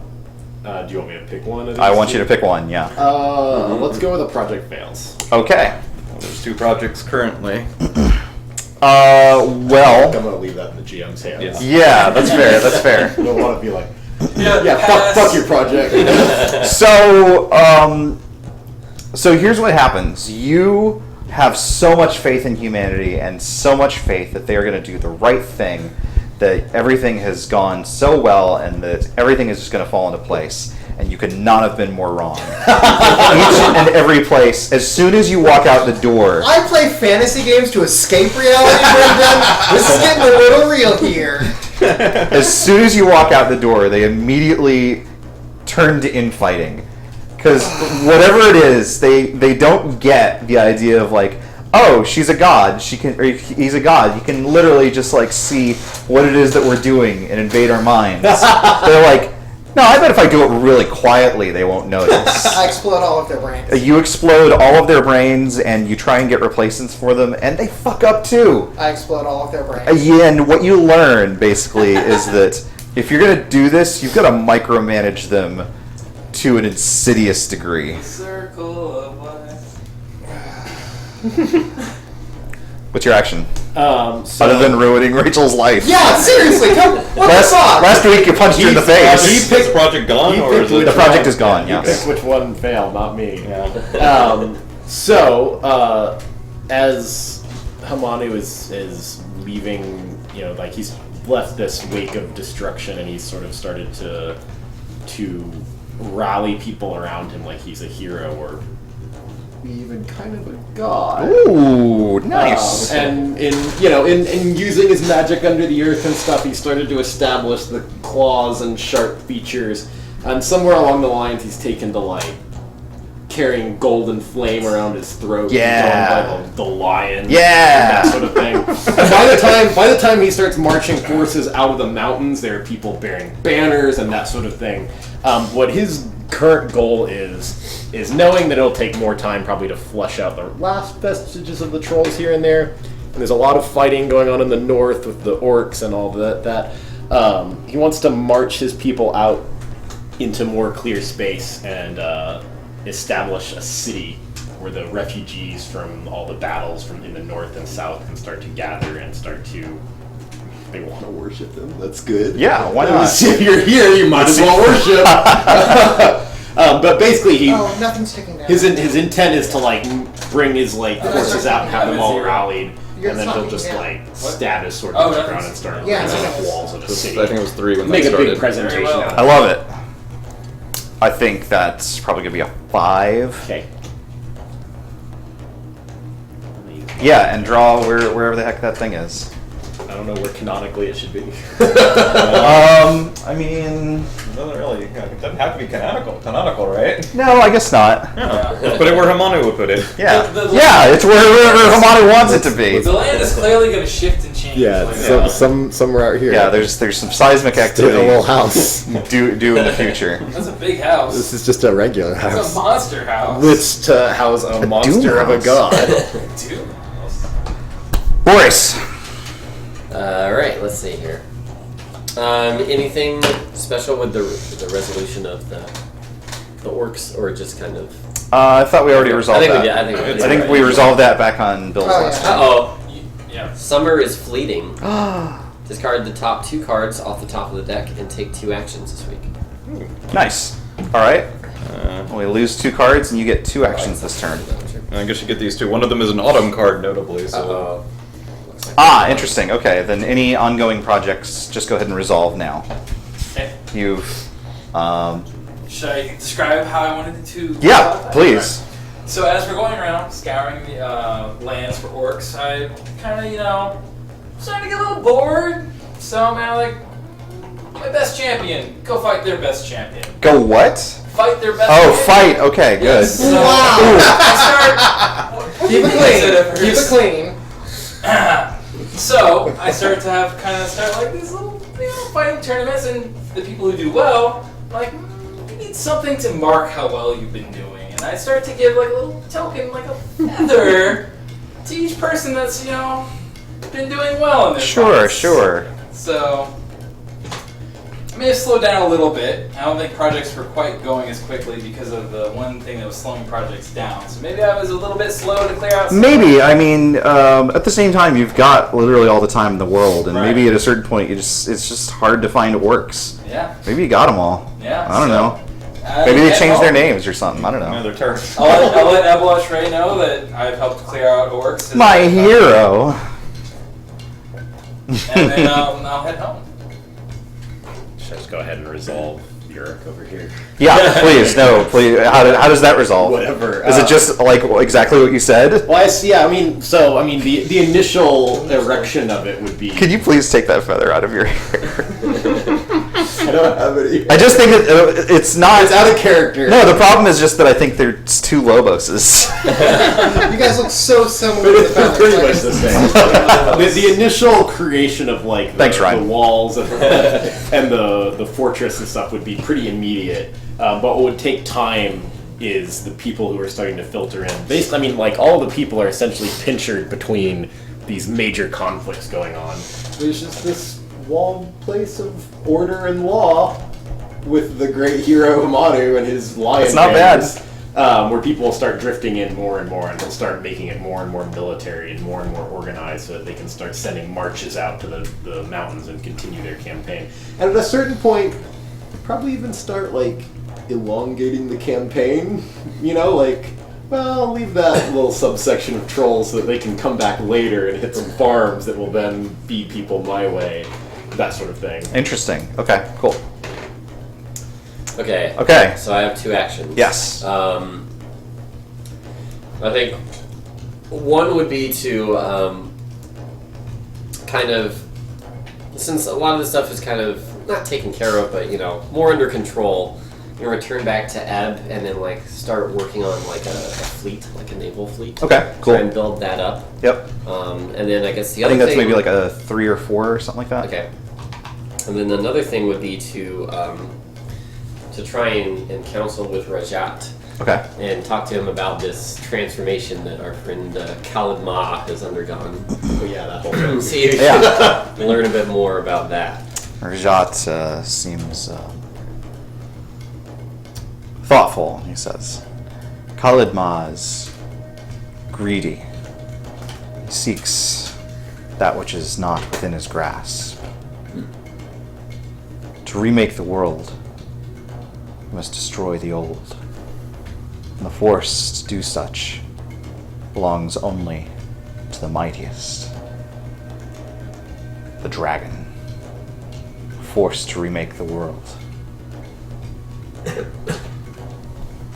He's gone! You didn't even look away. No, I looked down. He's sorcerer. Yeah. He's just behind the column. Yeah. He coughed for a brief second of coughing. Look over there! Did you have another question for him? Or anything? No, well, I was just gonna ask. The dragon is a known thing at this point. Dragon's like a legendary creature. There's not. Okay. So I painted this as like a fantasy type world, but there are no dragons. No. Okay. Okay. I mean, there's no dragons in this world. I know, but this world. I mean, that also is fucked up. Isn't called Dungeons and Dragons. This is Dungeons and Dragons. Polygons. Dungeons and Paragons. There are none of Dungeons those. and Dragons. Dungeons and They're bad Parrots, guys. just like Rachel said. Paragon. Target. Weren't we just talking about that game last week? I think we were. Oh God. Maybe it was at board games. I don't remember. Maybe. I feel like we were talking. Oh man, that sure was a video game. Please take your turn, Tech. Stop making me think about Eternal Darkness. Alright, so I have no actions because mine completed a little earlier than expected. Someone returns to the community. Who? Where were they? Or you find a body. Do people recognize who it is? What happened? Shall I choose? Yes, please choose. Well, I think it's a little more interesting to find a body. Find a body. Yes. Do people recognize who it is? What happened? Interesting. So, you have been gallivanting around the countryside for some time, and you discover a set of ancient ruins that you're not really immediately familiar with. And you find a number of dead bodies. You find a lot of skeletons. And it looks as though they maybe... It's almost a bit like a Fallout vault, where it was basically like sealed up from the outside and they simply weren't able to escape. And the noteworthy thing about a lot of these skeletons, which are like human-sized, is that the outfits that they're wearing have clearly like decayed with age. They're maybe thousands of years old at this point. But the only outfits that you've seen that are anywhere near similar to these things in make and in substance and stuff like that are the sorts of things that Rajaat wears. Definitely gonna check this out. Yeah, where's this ruin? It's right here. I like it. A little, like, it's a hole in the ground. And I'm gonna check out what happened here. Okay. I guess should that be my action then, I guess? Yeah, if you want to investigate. Just investigate, find out exactly what happened. Yeah, that's fair. What's going on here. Yeah, I think just a 3 is fine. Yeah. Androponus. I have nothing to resolve because my thing got killed. People suck. What if you oppress them more? That's No, that's my plan. No, that is exactly my You just plan. gotta show them the light of democracy. Okay, someone sabotages a project and the project fails as a result. Who did this? Why? Or someone is caught trying to sabotage the efforts of the community. How does the community respond? Pick one. There's 2 projects on the board. Yeah. Oh, there's okay. Which one is the other one? Yeah, Naked Navy. Oh, right. Yeah. I'm gonna say I don't want to be mean to my friends, but I think it's a better story if More something interesting. fails. Yeah, something Yeah. fails. So somebody sabotages a project and the project fails. Yes. So. Okay. Tech. Okay. So, you guys are incredibly unique beings. You're the champions of Rajaat. There's 15 of you in total, but there's no one else like you in the rest of the planet. And so, there's a certain degree of like heat signature that comes along with that. And so you've each got maybe a little bit of like kind of Highlander, like, there's one of us nearby kind of thing. The quickening. That's not the quickening. Isn't it? It's spider sense. Yeah. The spider. I mean, maybe the original Highlander. depending on They called it quickening in the series, but originally it was spider sense. Most people don't know that. Oh, Yeah, of course. I didn't read them all. It was instead of lightning flying out of their necks, it was just spiders. No. So Tech, you are exploring this area with maybe a couple of your sages, and you sense one of these individuals nearby. You're not sure which, but there's definitely one of them. And when you go to the entrance of this tomb, basically, it has been resealed shut. What? Yep. Someone locked me in. Someone locked you in, Forever. and your project sort of changes to escaping. Because regardless of your incredible power, this thing is like incredibly airtight. It is. Cannot contain my majesty. I'm Well, they gonna work will. on that. Yeah, they are. No. So So, your project is now escaping from the tomb. Yes. Okay. It is like it is remarkable how resilient it is. Like again, you are a god. There's no reason that this cell should keep you I should have inside. been able to go like that. Yeah. Or just Be teleport gone. out. You should. To You another should. plane, walk out and then. But for back. some reason, it seems to be restricting that. So you So it have takes Rachel work. to thank for this. Andromedus, what are you doing for your turn? So people suck, and I can't trust them to manage their cities on their own. So screw it. I'm going to make my own city, Okay. and it's going to be the best city with law and order, and I will decide everything. I love it. Because you guys keep making mistakes. Good. Great. So I'm going to find. I need people for my city. I've already Of been freeing course. slaves. Sure. I'm going to start marching up the coast, coming up to about Just here. scooping up peeps. Scooping up heaps, freeing slaves again, killing all of the masters or turning them into slaves because turnabout is fair play. Yeah, absolutely. I mean, they broke a law against slavery against humans, so their punishment is clearly to become slaves themselves. Yes. And that is justice because it is the law that I have spoken. Yes. So I'm going to build my own awesome city here. It's going to be so cool. It's gonna be have great. Law, It's gonna be great. order.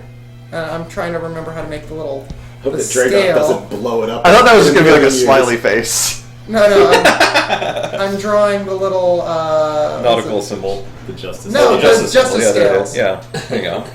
There you go. Cool. Well, you and your super friends begin establishing a city. Alright. Maybe like 4. 4. Yeah. Barley pie. Alright, card first. The community works constantly, and as a result, a project finishes early, or a group goes out to explore the map more thoroughly and finds something that had previously been overlooked. Does the DM have a preference on this? No, I don't think so. Finding things is interesting. It is. I think that's more interesting than something finishing early. So yeah, the second one. A group goes out to explore the map more thoroughly and finds something that had previously been overlooked. Okay. Boris, your scouts have been pushing further and further to the west, trying to make sure that there's no one that can escape. Because obviously if the dwarfs can go down in one little mountain tunnel, they might be able to come back up some other one. And you find something very surprising off in the far west of the region. You find this tremendous forest. But more surprising than that, you discover that there are halflings there. And these halflings have a society unlike any that you've ever seen before. It's weirdly advanced. You're familiar with halflings, but they're literally hobbits at this point. They're like very small. People sort of know that they exist, but people very rarely encounter them. They're off on their own most of the time. These guys have like technology above and beyond anything even back in Ebb. They've got flying things. They've got flying people. They've got flying animals. They've got flying buildings. You name it, they make it fly. That's the mark of the future, is if your cars can fly, you've made it. That is Are they true. secretly bird people? They're not secretly bird people, no. They're nothing like that. They are remarkable in that regard. And you're sort of struck by this, not merely for the fact that these people are this way, but you get to thinking that, like, you're sort of going through the list of champions in your head. Dragoth was fighting the giants. And Keltis is fighting the lizard folks. But it's been a while since there were any new champions added. And people are like, 15's a pretty good number. That seems like there's no Makes sense. there's no empty seats at the round table. But you can't really think of what champion is responsible for killing halflings. Should I draw the forest ridge? Yes, please. All right. Well, It could be I'll- anything. True. Call it the forest ridge. Sorry. Sorry. I accept This is the forest bridge. Yeah, so it was to the west, like over here-ish. I guess you can Yeah. maybe decide where, since it involved you too. Oh, I think it was on the other side of the mountains. Yeah, right? that's Okay. right. Just draw some very sketch trees. I mean, there's a lot more trees than this, but I don't want to be Those are drawing. some good trees. I don't want to be. That is excellent. Yeah. All Okay. little It's surprise. I thought that was like They're all exclamation exclamation marks. points. Yeah. Yeah. Okay.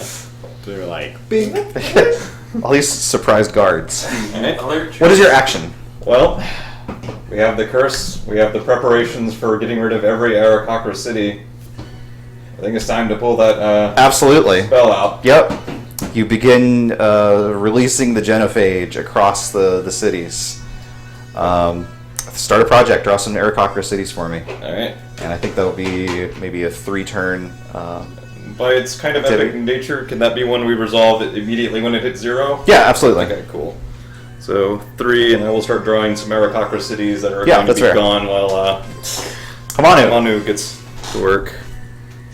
Are they like floating islands, or what are they? Like? Imagine like airships. Okay. Okay. Okay, well, this is probably going to be your call. Okay. A natural disaster strikes the area. Choose one. You either focus on getting everyone to safety, remove an abundance, and a project fails, or you focus on protecting your supplies and work hard at any cost. And several people die as a result. Let's go with the first one, because that'll be easier. Okay. And read it for me again, I'm sorry? It says a natural disaster strikes. You focus on getting everyone to safety, you remove an abundance, which we don't have, and a project fails.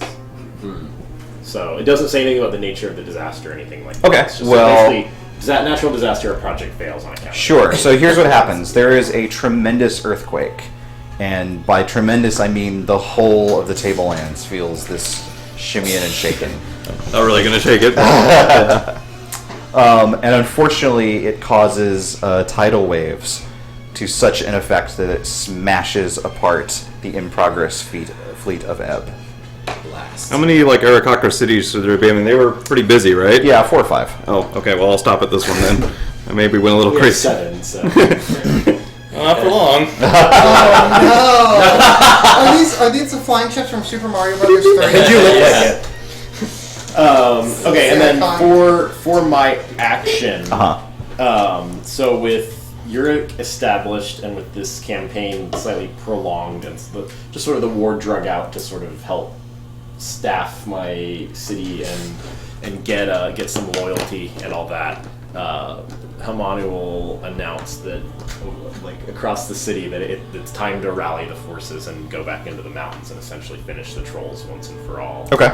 And the intent is, like, with the big call to arms, drums, and everyone's gearing up and they're handing out weaponry and all that, and we'll send a big march out to the mountains. And once we get there, Hamanu will just step up and just basically Just shoot his gun. and basically kill- into the tunnels and just like annihilate anything that's alive within, and then just march everyone home. Okay, that's fair. Cool. Foreshadowing of how he deals with Yeah. other problems Yeah, later. a common theme. Probably a 4-turn action. Special being cat. Cool. Boris.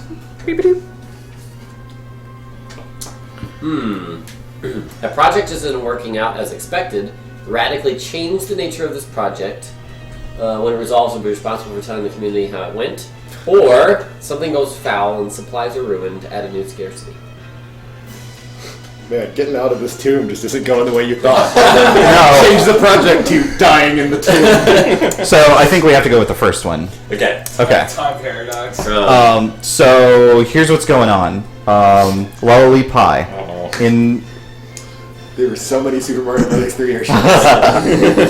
your Jeff, would you grab me some water? Yeah. This is a cup. Would you pass that over, please? Oh, yes. Thanks. So your scheme goes completely according to plan.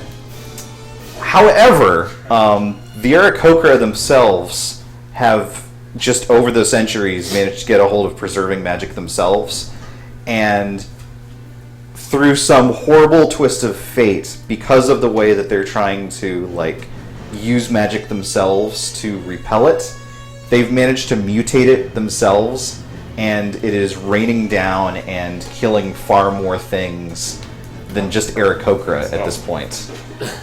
So God, the disease is mutated. basically, yeah. So whenever a city goes down, and they go down, they're going down with brutal efficiency. Same. But as soon as don't use your teeth. Don't king shame me. As soon as one goes down, there is this horrible spread of mutation and death and disease wherever one goes down. Oof. Well, Whoops. You're destroying the How's land. that and killing preserving everyone. organism? It's not that it's being defiled necessarily, but it is starting to create aberrations where life is beginning to take on forms that was not meant to have taken on. Do we have horses yet? That's where they come from. This is where the horses come from.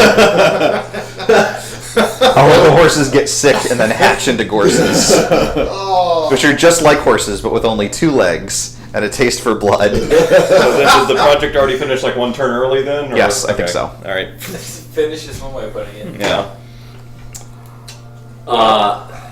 Perhaps you should start drawing red X's or X's over the. Yeah, what should I draw around these now? Why don't you give me some, like, 6 skulls? All right. Just like the cover of a metal album. Yeah. I'll get busy on that while other people are taking their turns. I think Boris is going to take it on himself to be that halfling slayer. Ooh, And start making interesting. moves on halflings. Interesting. Because if Whatever, somebody's you not guys ruined the world. Don't.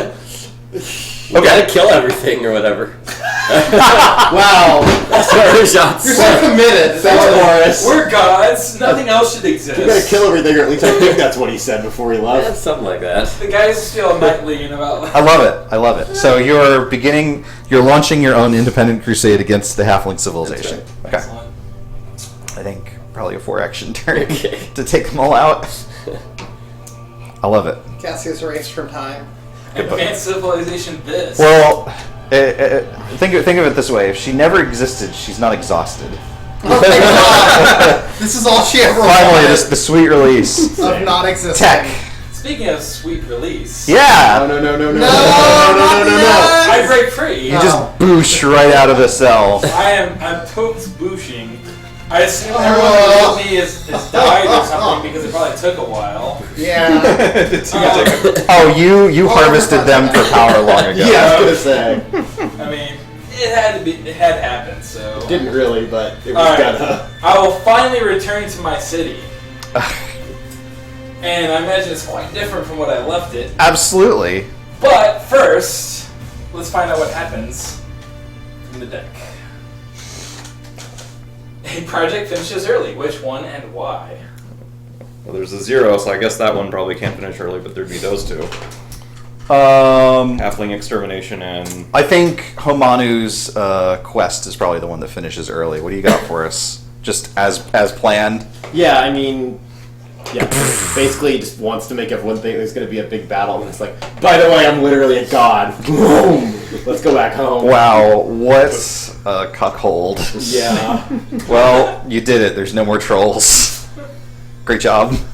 Hey, you get the silver Where's the flag? Wait a minute, you only get the silver medal. Wave my flag. No, you should be waving the Lillipay. She won the gold. What? She exterminated the Arakocra She first. made gorses. She exterminated. I'm sorry, I think some of the Arakocra survived. It didn't sound like They it. turned into gorses. A fate worse than Their cities have without a doubt been exterminated. True. What's your turn look like? Well, I'm gonna return home, and there's a traitor amongst us, or someone that has decided to turn against all the gods. I So, wonder if it's that jerk who did the huge explosion of power to the south and quite possibly, but we don't know. turning into a literal So dragon. I'm going to look into that. Okay. But I'm also going to better prepare my people. I'm going to erect an arena where I want to cultivate the strongest of my people. Make my people stronger than what they are now. Okay. So I'm going to do both those things Okay. and try and find out who is also the traitor. Okay. Then I think maybe a 2-action thing on your city Excellent. for the arena, and then maybe like a 5-action thing. Researching god traders is Yeah, probably yeah. a lengthy And exercise. maybe I'll build a few statues of myself on that. Oh, well, I mean, We do that as a passive. wherever you guys walk, statues just it is. spring up. Andropoulos! Okay, this resolves. I built a city. Huzzah! You did it. It's great. I love it. It's alright. Adorable. It's wonderful. It is. And my citizens are very happy, and they love voting. They love it. They love voting. It's so great.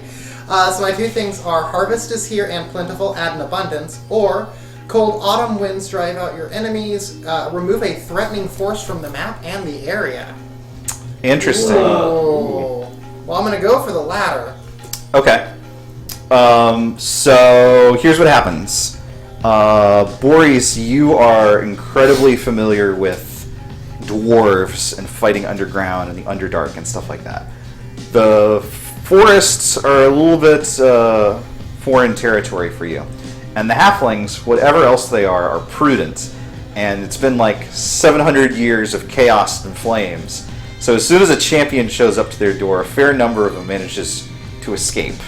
And you're able to like sack their city and destroy it, but you get the sense that a fair number of them have escaped into the wilderness. And you could wind up spending a long time hunting them down out of the trees. Okay. Androgonus.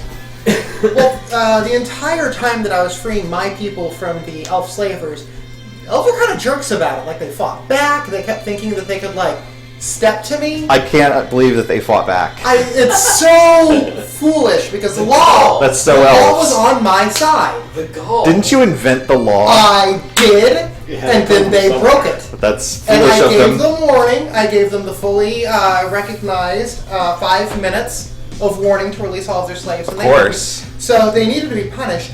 And my understanding is... This is literally what Genghis Khan did. Yes, no, that, I might be drawing some inspiration from He literally wrote a letter to the Pope saying, if God didn't want me to do this, then why is it I've been able to do it? Anyway, I'm going to kill you. That is... Bye. So I'm going to, keep it running. I can teleport because Yeah. I'm a god. As long as you're not inside of one of those weird Yeah. prisons. Yeah, I know. So I'm going to send out scouts to find other areas with slaves and things like that. And I'm just going to pop in, say, by the way, you're now one of my citizens. These are the rules. Oh, you broke the rules. Okay. And then start wiping out or enslaving the elves as I go, and Sure. make that a mission across the seas. I think that's good. I think that's give me a couple of elven cities on the map, and I think that's a four action project. Well, Lepi, Alright, drawing a card. answer for yourself. Yes. It's an or. Someone leaves the community after issuing a dire warning. Ooh, what is the warning? Or, someone issues a dire warning and the community leaps into action to avoid disaster. What is the warning? Start a contentious project that relates to it. Do you have input? I don't have a preference. Give me one of those. Alright, I will take the second. Read it for me again. Someone issues a dire warning and the community leaps into action to avoid disaster. What is the warning? Start a contentious product that relates to it. Okay. Hamanu, you are visited by Kalak, the ruler of Tyre. I thought you were going to say clock the ruler of time. No, there's no such thing as that. Time? Yeah. The human. Surprise! Ah! No, so shortly after your triumph over the trolls, Kalak comes and visits you at your court. What do I know about this dildo? He's kind of a big nerd. A lot of people have done like a lot of like war. Yeah, I did a lot of that. Yeah, he hasn't. He's been Well, reading. that's right. He doesn't have those. He's been reading books and stuff. Ooh. All right, come on in. Let's make this fast. Hello. How's it going? Sorry. No, you're fine. So he begins by saying, obviously, you've noticed the transformation that takes place when we utilize our powers. Yeah. And Khalid Ma revealed that whatever it is that we're progressing towards is something draconic in nature. But what they haven't revealed is that when you become a dragon, you lose control of yourself. You give in to the power that possesses you, and your chaos can't be controlled. You take out those closest to you, the cities that you've built up for yourselves, and the world around you. Everything turns to dust and ash. I like my city. I would like my city to last until the end of time, and I would like to rule it for as long as I can. Whoa, not too fast. I'm sure you are the same way. Indeed. Whatever it is that we're doing, we can't allow ourselves to become whatever it is that he wants us to be. You know what we should do? Loath as I am to say this. You can tell me on your turn. So if we're sharing knowledge, does that mean we're aware of this the basics of this conversation? Like, was everyone peeking into their scrying balls during this? Okay, so this watched Hamanu. I will actually defer to Hamanu in this situation, which honestly I should do a lot more of in my life, just generally. Yes. So what were you gonna say?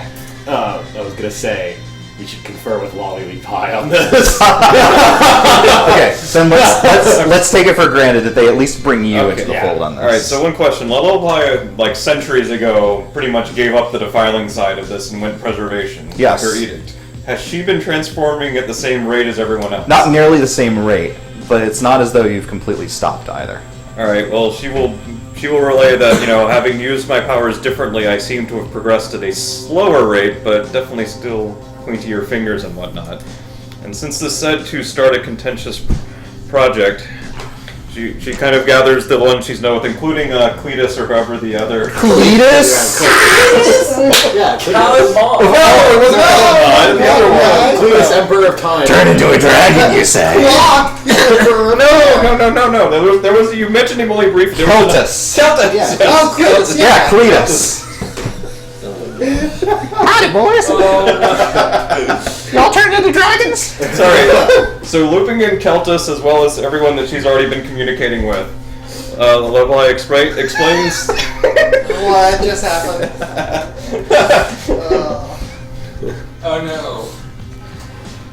She explains what's going on, and she basically says, okay, I have a pretty good head start on researching this thing, clearly, because I'm the least transformed probably of all of us, except maybe Keltus. It's difficult to tell. Yeah, but we're probably in a tie, but everyone else seems to be further along, I'd say, right? So based on that, he says, I will start researching this problem in depth. However, I would really appreciate it in the meantime, both for your own sakes and for the sake of the planet, stop using that power the wrong way. Look what it's doing to you and the planet. I love it so much. It's the thing. Is Dragoth here? She hasn't met Dragoff, per se. No, well, I mean, he's in the same class as you. Oh. Oh, why is there not a high school anime with all the champions in Rajaat? That could be the next campaign. Yeah, it is. You didn't watch that back in like I read the early manga. 90s? Oh. She says, look, Sailor sorcerer-kings? So the ones who have at least contacted her in the past or who have expressed similar views, which is pretty much everyone at the table plus those two. He says, look, I'll continue researching this, but in the meantime, you don't have to stop using your powers. Your mind powers it doesn't seem to matter. I've been using those fully. Just slow it down a little on the raw magic while I figure out the rest of this. And Lolopie will begin researching, I guess, the Stop the Transformation project. I'm going to say holding a discussion, I think, was probably your action for that one. Okay, fair enough. Hamanu. Winter. All projects finish. Drat. Sorry. Alright, so going around the table, who had active projects? My arena is complete. Okay, And my yep. people are stronger for it. I've Job's done. job's done. And I will find out who is the traitor. So the only one that's not you've got relationships of varying levels with everyone.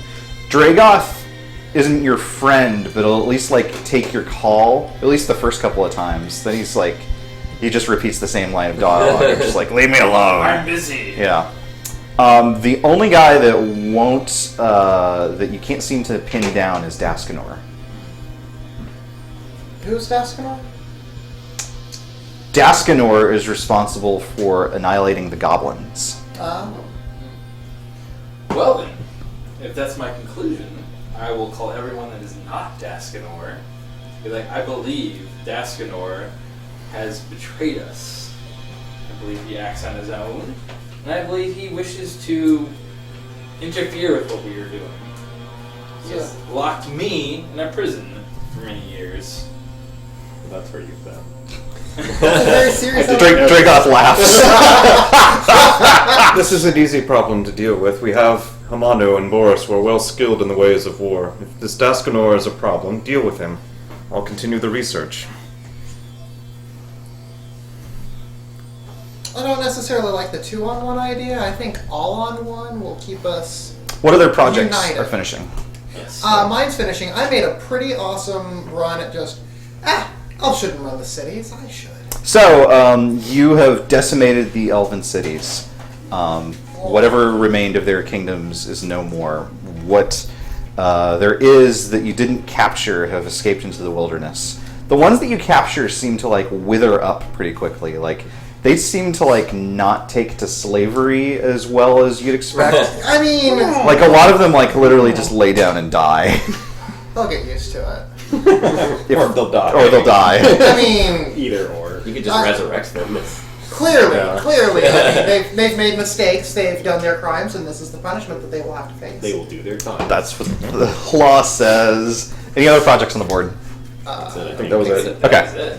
Alright, so we have... The time has come to consolidate your efforts and your borders. Projects located outside the settlement fail, and all remaining projects are reduced by 2 this week. We don't have any projects on the board, so that one sucks. Ooh. Or, someone finds a curious opportunity at the edge of the map. Start a project related to this discovery. Ooh, I like that one. I think since the first doesn't even apply to it. Yeah. Has to be it the has to second. be the last. Okay.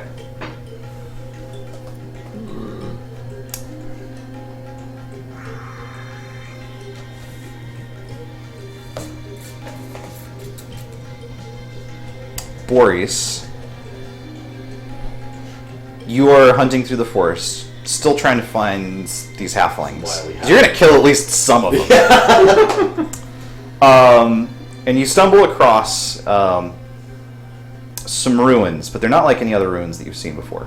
And in fact, it looks almost like a ship, like a sailing ship, only it's like hard topped. It's not made of wood, it appears to be made of metal of some kind. But it's just like stuck here out in the middle of the forest. You're not sure what it's come from, or what opportunities may lie within.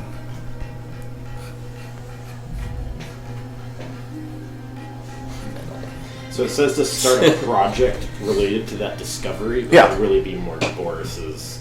I mean, he's got wizards and such that you could assign to the task. I mean, you've got... It doesn't have to be you. It can be... You've got an entire military force complete with arcane researchers. It's the boat, the zone, the squad of truth lost. Oh god.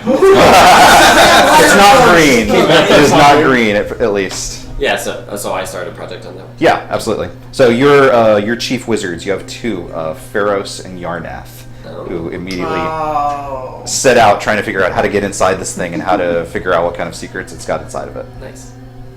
How long? I think that's going to be a long one, maybe 5. Okay. What's your turn look like, Manu? So given the news from Tectoctitlae, much as I despise him, The Daily Mail of the Athens. You are my brother and my rival. yeah, that's Remember when you worked together to kill those orcs? yeah. It's a really nice mud city you have, buddy. It's not money yet.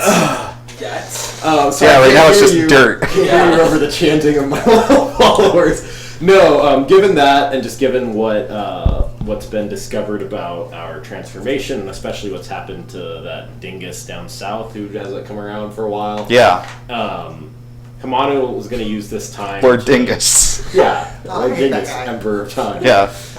He's going to seal himself into his inner chambers for an extended period of time and just put some dedicated work into scrying into these other champion kings. Thank you. Champion king. Yeah. Just to like figure out who's on the up and up and what's going on. Whatever happened? What's going on with that Dragoth guy who was being weird about swords? Sure. Is that guy a dragon still? Like, just basically, I need to get the lay of the land from more than just a couple of cell phone calls a year. Yeah, that's fair.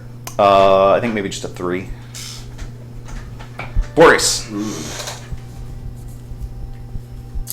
A headstrong community member takes charge of the community's work efforts.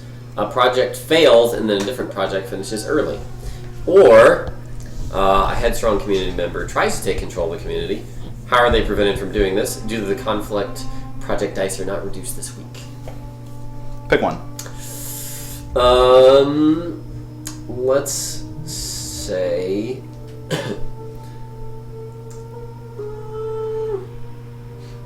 Let's say a project fails and then a different project finishes early. Okay.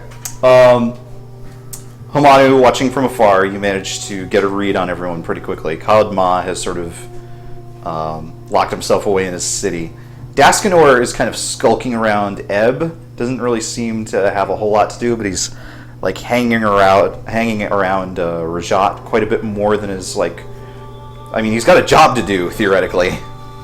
Dragoth is showing up at Boreas's doorstep, and his arcanists actually get into a fight with. So both of your armies sort of have a little clash, and it doesn't come to like open warfare between the two of you, but there's definitely like casualties and stuff like that, and the resulting explosions sort of set back whatever research your boys had done so far on this strange ship. Okay. And Dragoth is not pulling out. He's basically like just remaining in place to give an opportunity to like say, what are you going to do about this?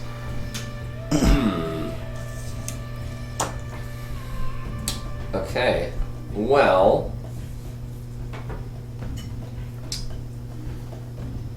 Boris is gonna unload on Dragoth.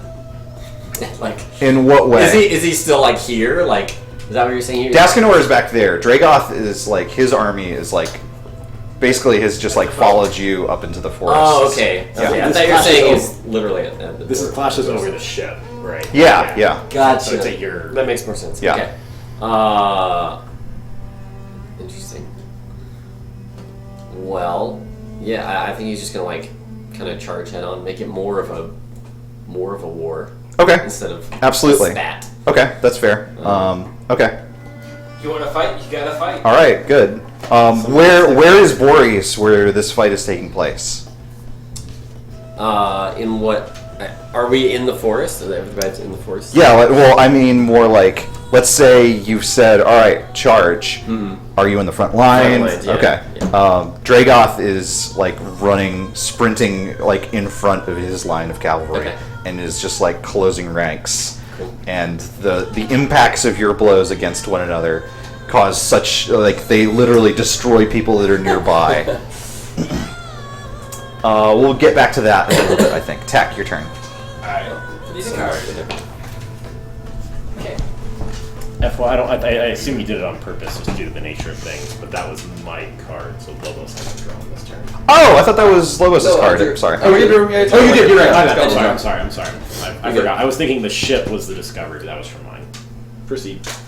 Trying to get Tech. those 2 turns. All the animals and young children are crying and won't stop. Ha! Hold a discussion about this Crucify them in all. addition to your regular action for this week, or a great atrocity is revealed. What is it and who uncovers it?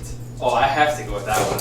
Yeah, the The atrocity. Yeah. The only person who cares about Because I have already been looking into that as well. Okay, yeah, that's fair. I'm sorry. That's fair. So I think that, particularly with the news that came from Boreas, that the halflings seem to have been weirdly exempted from these wars that you guys have been setting forth on, and the fact that just overall like chaos has overtaken the land, you realize, perhaps through direct confrontation with the master or simply by means of deduction, that you are not who he intended for the world to be handed over to. You've been given this... What is happening? Why did you just do I that? have no idea. You Of are... all people. You have been given this incredible power with the specific intention of having become the engines of the world's destruction, so that it can be handed back to the folks that came before this age. Alright. The Pyrene, of which you've only seen Rajaat, and the Halflings. Interesting. Cassia regrets everything she did against us. Well, then, I wish to call a very special meeting. This special meeting will involve many, many wards and protections against Rajaat finding out. Okay.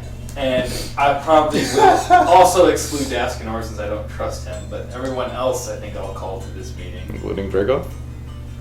Yes, even Dragoff. Okay. While we're fighting. Yeah. Well, they're busy fighting, Yeah. but I'm still going You to... can leave him a good voicemail. They can I will, still- so we first take a I'm break and going to then go through many preparations, and then I'm going to call this meeting for Sure. everyone else to reveal this to them. That's fair.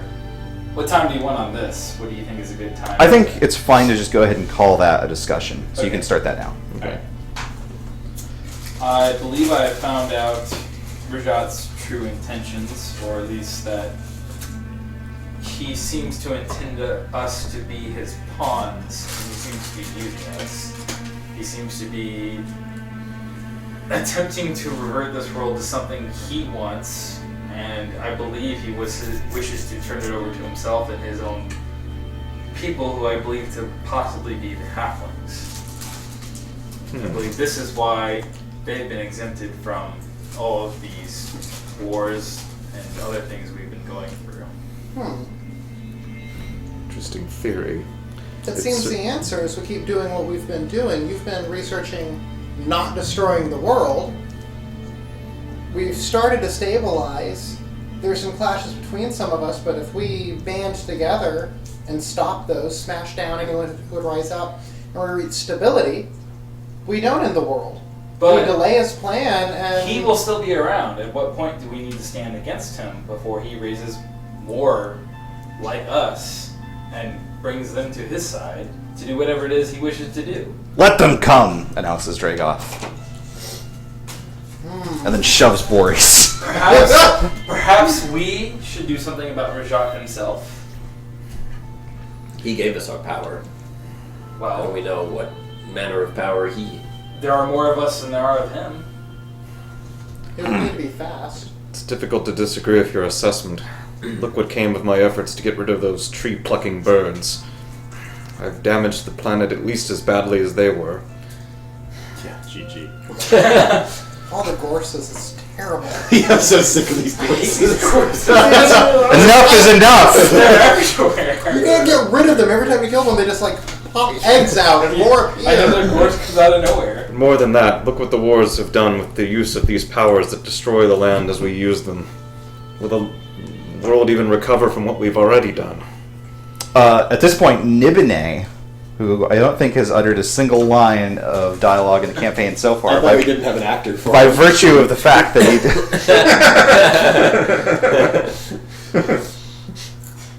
well, if it is as you say, and wants us out of the way, well, there's all the proof that we need. Let's continue on, as my colleague suggests, and stabilize the world. Maybe that will be enough. And if he acts against us, well then, what are we to do but defend ourselves? Then allow me, if I may be so bold, to propose a joint project. Leave aside everything. I love weed. That was also Nibine. I ask you. Other than self-defense and maintenance of your realms, join me and my arcanist in researching and in stabilizing what is left of our world before it is too late. What are we fighting over if we're just going to destroy it in the process? Working together with our incredible powers, this should frankly be relatively easy. I have a question. Do the magic races defile? When they use the magic granted to them... So their inherent magical powers? No. Alright. But since the beginning of this, you better believe that a bunch of them have picked up on like, How to- oh, if I use magic in this way, I'm super powerful now. So yeah, we need to cut that shit out. We need Well- to just prevent anyone from using magic. We need to lock away all knowledge of it and wipe it out. Otherwise, we have people working against us across the world. Perhaps I could adapt the curse I created. Rather than targeting a race, it targets magic use. That's interesting. How would that affect us? We are far, far, far more powerful than these other rabble. I'm sure we could create a curse strong enough to take care of them without seriously inconveniencing us. Why don't we move on to the next turn? I think everyone's got a clear grasp of what the shared data is. Very well. That is my turn. Androponis. Aha! Not too many cards left, I don't think, right? Ooh! You see a good omen. What is it? Oh, that's sweet. There is another horrible earthquake. Wait a minute. Additionally, Butterflies just fly out from the ground. It's beautiful. It's so wonderful. A wild polo appears. there's nothing like that. However, you sense a strange surge of magic in the pillar deep beneath your city. Ah, yes. So it's an interesting element, at least. I wonder if I could use the pillar's magic in a way that's not corrupting or damaging. I wonder if I could siphon off of it somehow. Maybe. I'm gonna start researching on the pillars. Maybe figure out what's going on with that. I think a 5. Sounds good. Cool. Ollie Pie. Okay, drawing card. Winter is harsh, and desperation gives rise to fear-mongering. Choose one. Spend the week calming the masses and dispelling their violent sentiments. This ends the week immediately. What effect does that have in our situation? What's the other option? The other is declare war on someone or something. This counts as starting a project. Yeah. Or I'm in. Well, So I think that ending the week immediately would have the effect of ending any current projects immediately. Okay, but then they would complete. Yes, they were completing, rather. Alright, well then we will go with the first one. Spend the week calming the masses and dispelling the violent Okay, sentiments. so this takes a little bit less of a pacifying kind of thing, and this is more what Nibene had suggested of like consolidating your power.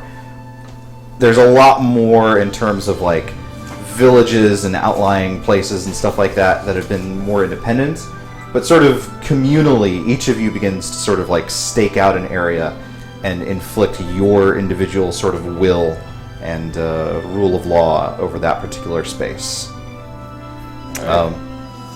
Sorry. No, that's fine. Okay, Go ahead. cool. Then for Lillipai's action, she will begin the End the Magic project, where Okay. she is modifying the curse to affect non-godlike beings who attempt to use arcane magic. Okay. And what number are we starting with for this? That's going to be a long one, I think, maybe a 6. Alright, and notably she does send out a brief message asking anyone among the sorcerer-kings who agreed in the last meeting, who is willing, champions who is willing to help speed it along since it's kind of a high priority. Nibene is interested in helping. Okay, does that help with the 6 at all, or? No, we'll see how that goes. Okay. Cool. so you said all projects complete? Yes. The current ones, yeah. So not mine yet, but... Cool. Okay. I think we already sort of talked about my scry. Well, so how does yours complete? I learned things about the pillars, perhaps finding out where others are. Yes. Sending agents to investigate will be a probable next step, but for now I've, maybe tapped into the power, maybe increased my own power. Yeah, I think you've figured out necessarily how to leverage it for your own gain. We sort of already talked about Manu's scrying and spying. Unless Yes, there's anything absolutely. Additional there. Okay. Oh, and your fight with. oh yeah, the fight with Rajaat. How does that go? Yeah, how does that? It was interrupted, I think, by virtue of the meeting. Teleconference up, meeting Yeah. time. Dragoth conveniently forgot that he was in the middle of a fight, and Teleported over his forces sort of disengaged once he returned. Okay. We have two options here. Now is the time to conserve energy and resources. A project fails, but gain an abundance. Or, now is the time for hurried labor and final efforts. A project finishes early, but gain a scarcity. Yeah, okay, so... There's only one project. It's a big one. It is. What was the first one again? It's the time to conserve energy and resources. The project fails, but you gain an abundance. Okay, here's what happens. Lollipai, over the course of this kind of research, you begin to discover maybe a little bit better how you can lean on your druidic heritage to utilize the primal forces of the forest to your advantage, to control weather, to control growth, to control that sort of thing, in the hopes of figuring out some kind of a dispersion method for this thing that you're creating. Unfortunately, it turns out Nibene is maybe not quite as altruistic as he had seemed, and over the course of the experimentation, it becomes clear that not only is he stealing secrets from you, but he's also sabotaged a fair bit of your research. So unfortunately, the project doesn't come to fruition, although you're able to better figure out how to use your skills. Alright. What's your action, Hamanu? So given the current nature of things, and given that project's over, The little lady was pretty vocal about it, about what happened. yeah, I think Hamanu is gonna for over the next little while. He's gonna be researching and scrying, and also having occasional secret meetings with the various champions, just planning out what is to happen if a battle with Rajaat occurs. Basically, like, aside from Boris, I don't trust you guys in a fight, so you're gonna need some tactics and some forethought if this battle's gonna go down. So That's fair. He's gonna sort of like almost appoint himself general of that project. Dragoth is incredibly insulted. He doesn't have a fucking sword. I'm sorry to say that out loud. Oh no! Dragoth immediately betrays us. Beautiful. Okay. Do I have a Yeah, I think a 4. Okay. Boris. Let's see. Almost out of cards. This out. Winter elements destroy a food source. If this was your only food source, add a scarcity. Or winter elements leave everyone cold, tired, and miserable. That's just a statement. Project dice are not reduced this week. Oh, well. Okay. Well, I think let's go with the second one. Okay. I think that maybe now more than ever, you guys are really starting to take a moment to really reconcile yourselves with the transformation that the world has gone through. There's still an ocean, there's still some forests, but this isn't the world that you began to save 1,000 years ago. What is your action, Boris? Boris is gonna hole up in his fortress in Ebb and try and, as discreetly as possible, just keep an eye on Rajaat if you can. Sure. If he's still around there. He is. He doesn't seem to keep himself hidden, but he seems more aloof than usual, Okay. which was already pretty aloof. Okay. Tech. Last card. Last card. Excellent. This is the final card. Someone comes up with an ingenious solution to a big problem, and as a result, a project finishes early. What was their idea? Or someone comes up with a plan to ensure safety and comfort during the coldest months. Start a project related to this. I like safety and comfort. That's boring. Well, Kirby seemed really excited about the first one, so why don't we do that? I would like to go with the first one as well anyway. Alright. Someone comes up with an ingenious solution to a big problem, and as a result, the project finishes early. What was their idea? There's only one project on the board currently. Probably the most important project. It's pretty good. Did you want to interject, Kirby? Well, sure. I mean, Lolopai basically has figured out how to use, sounds like, correct me if I'm wrong, she figured out how to use druid magic alongside, Kind of, yeah. kind of. Usually when you're using druid magic, you're forging a pact, a covenant with the primal spirits. You're kind of enslaving them. Close enough, right? Well, she mentioned, she says, look, all the power we have now, we were given by Rajaat. He knows the ins and outs of it, the limits, what it can do, what it can't do. He's ready for it. I have a new power source that might be of some use to us. It's not as strong, but it might surprise him, and that might prove the key to victory. And she explains what she learned about being able to enslave and use druidic spirits as another way of gaining power. I like the part about enslaving. Tech, what is your action? Well, Make it good. Or not. I'm going to take over the entire world and win the game. yes. Oh, no one else gets a turn. To awaken the That's dead. it. I guess I win. All the That's mirrors, 6, just I flex win. in front of those mirrors. It's good. That's good. I think that a war is coming with Rajaat. I don't think he's just going to let us do whatever we want. I think we need to stop him. So I am going to do whatever it takes to bolster my own forces, to bolster my own power, and maybe to get a few people I maybe trust in on this amongst the other champions. Okay. And that is my goal. That's Okay. what I'll do.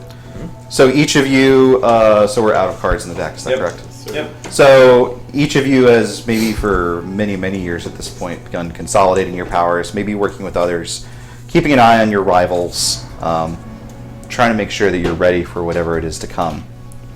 And whenever it does come, it's still a surprise, because the power that is unleashed is unlike any you've ever felt before. From deep, deep within the sea, from deep under the sea, comes Al-Athra, the mouths of thirst. And Boreas, as soon as you feel this power, and you feel the waves crashing against your city, you know that Rajaat has awakened the beast. And sure enough, the sorcerer is there. Daskanor seems to have stopped him, or has tried to stop him, but have been cast away like so much vermin. And each of you rush to Ebb for the confrontation of your lives. Bill, will you grab the pad of post-it paper really quick? This guy? Yeah, go ahead and just plop that on top of the On top of the game. map, I think. I will wait for things to be clear. That's not what I said.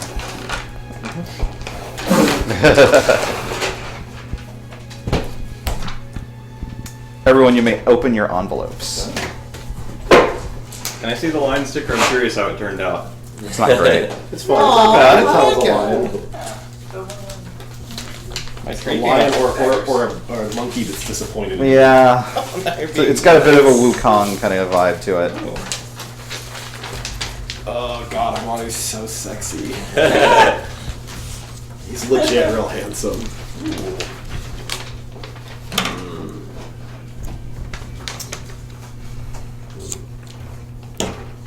I have a mini somewhere here.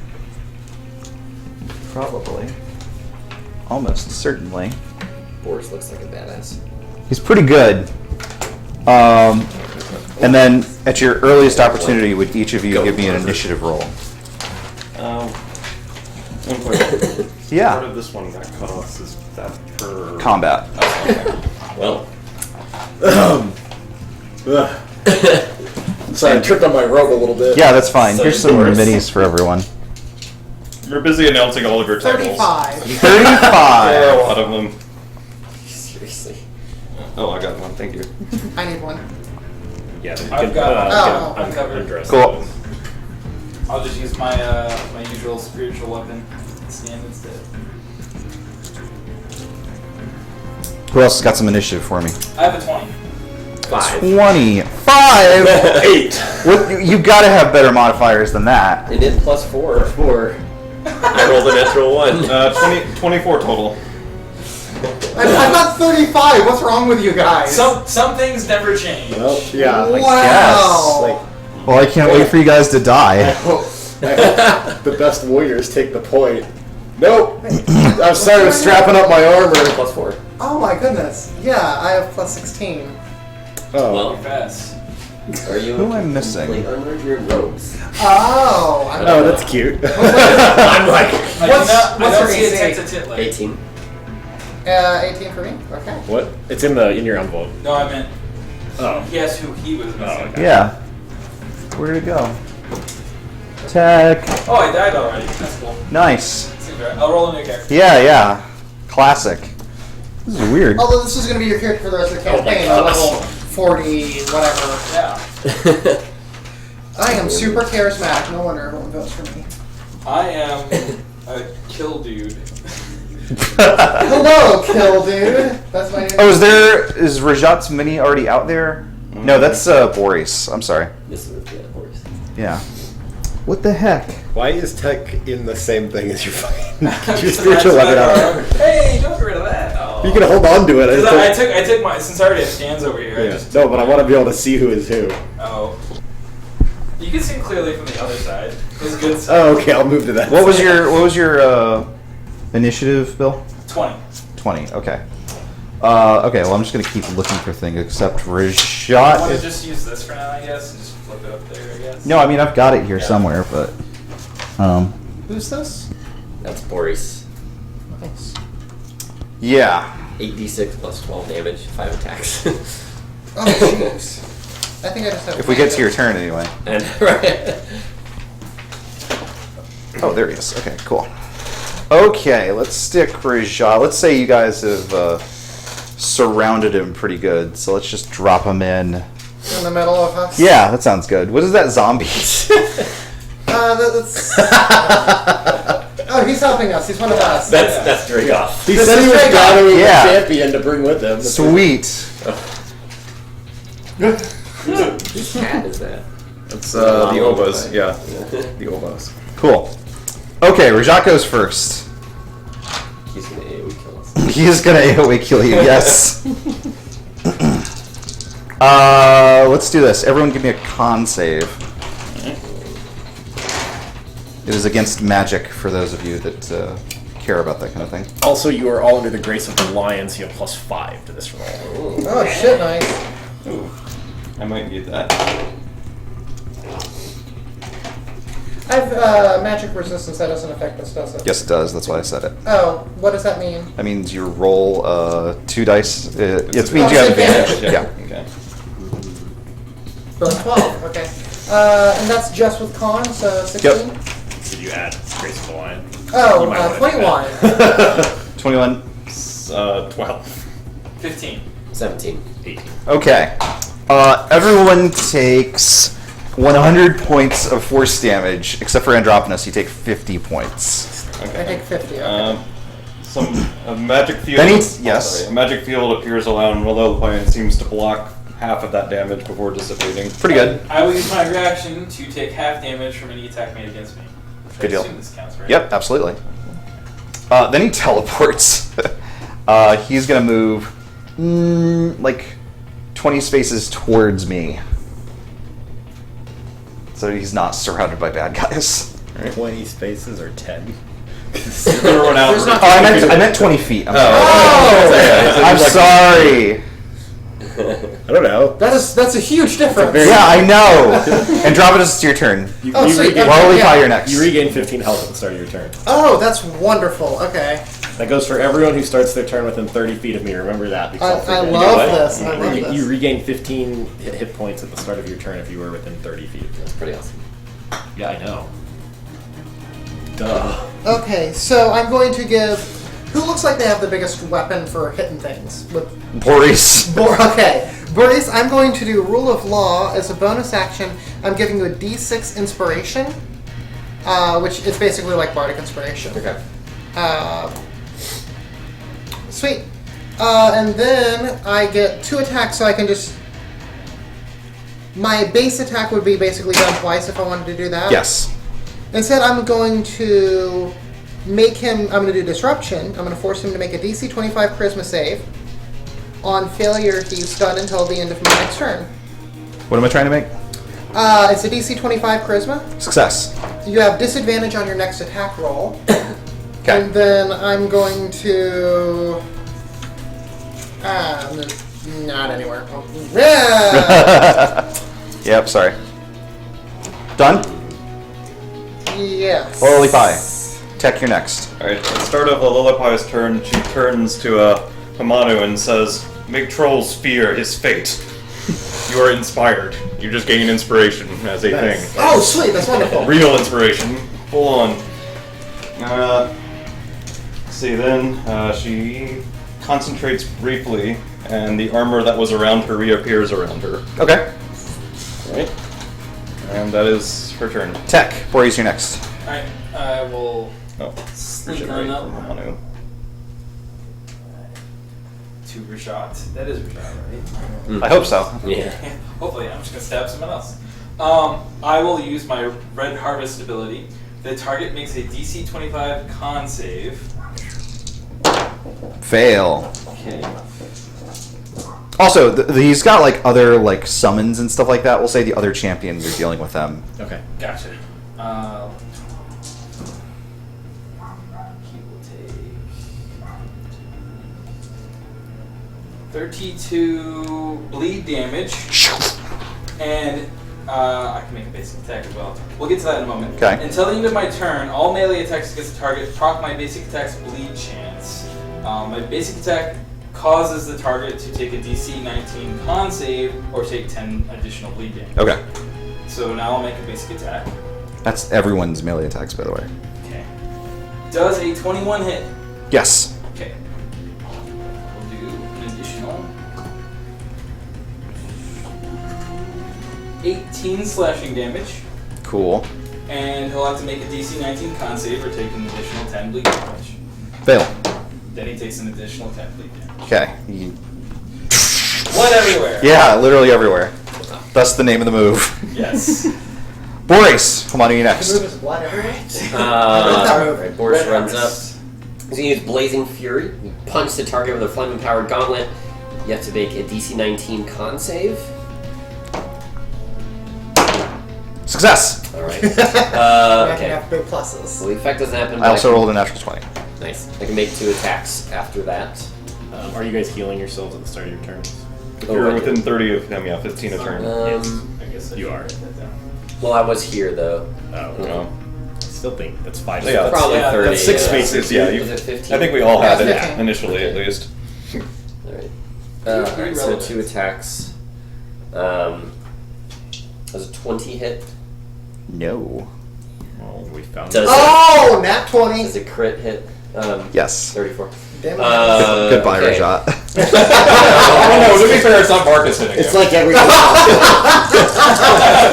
It's super Marcus. I'd be more So worried this about deals Marcus. your bleed damage? Yes, so Well, he'll have to make a save. So after, save. after you hit, he'll have to make a DC 19 con save or take Fail. 10 additional bleed. Oh. Okay, so 10 plus. Wait, I think it's I can reroll ones. Yeah. Okay. Yeah, it's like Marcus with the mutagen from TMNT too. What Roll did he? the dice. What kind of an animal did he merge with? That always pissed me off. Wait, what? Like Yeah, at the end of so- Secret of the Ooze, he's like, "Oh, I'm going to use the mutagen to turn into a mutant to fight these guys," but he just turns into Super Yeah, Shredder. he's just like a He's not like an I think it was the animal metal. He thing. merged with his metal. Yeah, it was the metal on his body armor. He just became like. Oh. That's not a thing you can mutate with. Okay. Everyone else takes on the form of whatever animal they last came into So contact it with. was- Failed the con save? I did. Then 86 damage. So it was plankton. Beautiful. Brendan? Plankton? Plankton don't live that close to the He fell in dock. water. I wish it had been Vanilla Ice. Oh, that would have been the best. Yeah. I've heard the most convincing argument I've heard is that it was a shark. Actually, you know what? Barnacles on the pier. That's why. Yeah, it's barnacle shredder. That's why he's on. Wow. That's why he's That's on- actually a really good point. Yeah, I had that action figure. That explains all I those think- straight. Yes? I think I'm gonna do the unfair thing. Yeah, do it. Once per combat, you may take an additional. I want turn. you would all better So- use these super moves. Alright. Okay, so he's gonna Blazing Fury again. So, no, I'm sorry, back up, so just make sure everyone heard what it is that you're doing. Oh yeah. Once per combat, you may take an additional turn as soon as any combatant's turn is ended, including your own. So Okay. he gets another turn. So he'll do the Blazing Punch again. Okay. DC 19 con save. Success. Ooh. Okay. Well, then I'll still make my other 2 attacks. Yep. That's a crit Ah. and a crit. What do you crit on, by the way? 18 to 20. Oh, okay, I was I rolled an wondering. 18 and a 19. Nice. Oh my god. Good Okay. I promise everyone will get at least one more turn. I mean, he might not. We'll see. We'll see.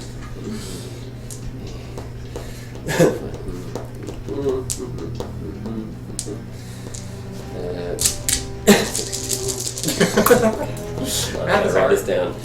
Can we roll ones? I don't know if I reroll. I'll just leave the reroll.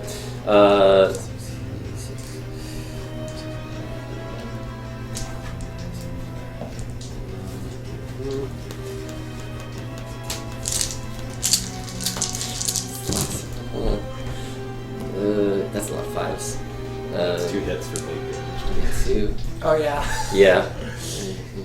I can do 3d6 worth of damage. Me too. I'm going to do something much worse instead. 136. Nice. How's he looking? He's gushing blood everywhere, but he's still on his feet, and he's still got like the same weird serene smile that he's always had. I hate that guy. We should feed him to the dragons. Anything else? That's it. Okay, Manu. At the beginning of my turn, I'll use Scornful Glare. So as I sort of march towards him and draw my sword, his eyes will flash gold, and he gains disadvantage on any attacks that are not against me. Okay. And then I will double attack him with the sword that he gave me. Actually, I'll triple attack him. My Cool. bad. Because why not? Call rings out through the air. Natural 20. Nice. And a 27. That hits. I guess I'll go and use the inspiration on my last hit just to be sure. Yeah. This doesn't seem like it's poison. Yeah, 21. Perfect. Nice. Alright. So first, natural 20 is double dice. So...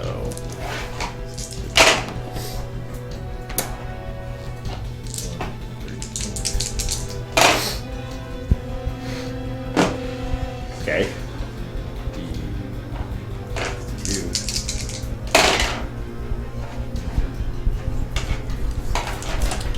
80. Okay, hold on. Let me do some long division over here. We gotta get into like trig Maybe we should territory. get H&R Block to help. They're good at math. Okay, if you take the first derivative, And then you- Oh, you're giving me calculus flashback. Don't do that. We've imported your damage from the last turn. that is plus 5 for my strength. Okay, yeah. So that is 139 damage. Ooh. And make a DC 19 con save. Fail. An additional 10 damage. is that the end of Wait, how many times did you attack? 3? I attacked 3, yes. Okay. Oh, yeah. Fail. Success. So then 20 more damage. Yeah. And yeah, that's it. I'm going to break time because I can. Alright. So I can Yes. rearrange the initiative order however I like. Read the entire move for everyone? Oh yes. Once per combat, at the end of any combatant's turn, you may rearrange the initiative order. You must do so within 1 minute. I'm assuming that's 1 minute of combat, not 1 minute of... No, that's 1 minute of real time. rearranging. Oh, 1 minute. You have a minute to decide. Ready, go. With no input from anyone else is the end of Oh, that yeah. sentence. Sorry, no one can tell me Naturally. what to do. Naturally. But I know game we're- theory, so I I'll just just put... frozen. So. So it's at the... Hamanu will resume, it'll go to me, and then he's at the very end. I'm assuming I have everyone's avatars correct. Time is of the essence. Play resume from the end of the previous combatant. Okay. Oh, look, it's my turn. Yes. Wow. Yeah, it's like you didn't get the... Weird. I'm going Another to... for you, by the way. You heal again. Oh, heal 15. This is the second. I'm going to, as an action, grant a willing ally +5 on their attack bonus until the end of my next turn. That ally may then move up to 10 feet and make a single attack. Knock him in the face again! Okay. And you have +5 as well, and you have my d6 you can use. Okay, does 25 hit? Yes. Okay. Ooh. 24, 30. Go, Shivram, go. 48 damage. Alright. Not bad. And a DC 19 con 19. save. Fail. Then I get to make a single arcane jolt attack, which is 3d6 + 6, doing a lot of force damage here. That's 18 damage. So I flick him in the face with a little force bolt. Ow! I've healed 15. You're healing everyone, so I'm going to heal you for... Are you hurt at all? Not really. Not really? I don't think anyone's hurt. Yeah, we're all kind of healing. Everyone got AoE for 100. If I ever get a turn, you're gonna hurt. Yeah, I'll just heal you for 30. Okay. Hamanu. Yeah. Because I Deal. do that now, because that's a thing. And then I'm like, well... Boop, boop, boop. Don't get outside of my range. Oh yeah, actually, what's your range? 30 6 feet. squares. 30 miles. Yeah. Well, leap high. There you go. Alright. I'll be about here. Lepi looks at Boris and says, "Finish this for the sake of the world." Boris is inspired. Nice. And then she turns and she gestures briefly at Rajaat, and a spectral otter that looks friendly but has red eyes like it's suffering and in pain because it's been enslaved races towards Rajaat, attacking him with a primal blast. on the dice. 22 hits, right? Yes! Alright, let me go ahead and roll the other one up. Natural 20, so we'll What? the first blast hits for... Jesus. 12 force damage and a DC 19 con save, please. cute. Success! Alright, the second blast will hit for a little bit more, hopefully. No, that's not bad. Rolling the crit. 17. 26 and another DC 19 con save. Success! Damn it. Okay, the otters, two otters that are really angry and sad looking bite him and vanish. Why are you torturing otters? That's kind of what she does. Yeah. It's literally what she does. Where's Monster! the otters? Otter spirits, to be Ah. The clear. Drominus declares war. Tech, your turn. Alright, well, quick question. Do these abilities consume a whole turn? There's switching aspects for me. Does that consume a whole turn? Or? No. Okay, so I assume an ability is an action. Ability is an action unless it says otherwise. Okay. So you'd have a bonus action if you have one of those, but Okay. Oh, so these are just passives, kind of. as lot of- they- Yeah, I think yours are probably more passive, just Okay. things. Hey, that's skipping a few things. That's fine. Yeah. I will go ahead and roll behind them, I guess. are you analyzing how we can fight these guys with our current characters yet? So, quick refresher on rogue rules. Yeah. If I am flanking, it's considered a sneak attack, right? No. Yeah. No, That does not no, exist in 5th edition. Okay. You need advantage. Alright. Well, then I'll just give myself advantage. How does that sound? I'll Pretty good to me. switch to the red moon aspect, and when I gain this aspect, I gain advantage on my next attack roll, and I crit on a 19. Only one aspect can be active at a time. Is switching to that end my turn, or is No, that... that's a free action, I'm sorry. Very well. I will attack. Well, let's do one attack first. Oh, it's advantage. Oh, critty! Well, that's a crit. Nice. And then should I do the damage first or the second attack? I guess. Does a where's my plus? Oh, plus 9. Does a 25 hit? Yes. So AC is 21. Right. In that case, that is 2d8. Oh, double for crit. We'll do the crit first. Nice. Wow.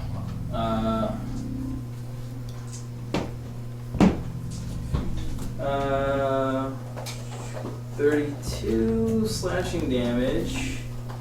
Not bad. 32 slashing damage, plus sneak attack then. What is that up here? It's 46. Sorry. I got a lot of dice to roll. Wow. Ooh, shit. Better than my D6s Plus ever 20, were. so what was that? Nice. 53 damage, I think I said? Total? Yeah. So that's 53 damage, DC 19 con save. That's till the end of my turn. Fail. Okay, so an additional 10 blading damage. And the second attack. What's that?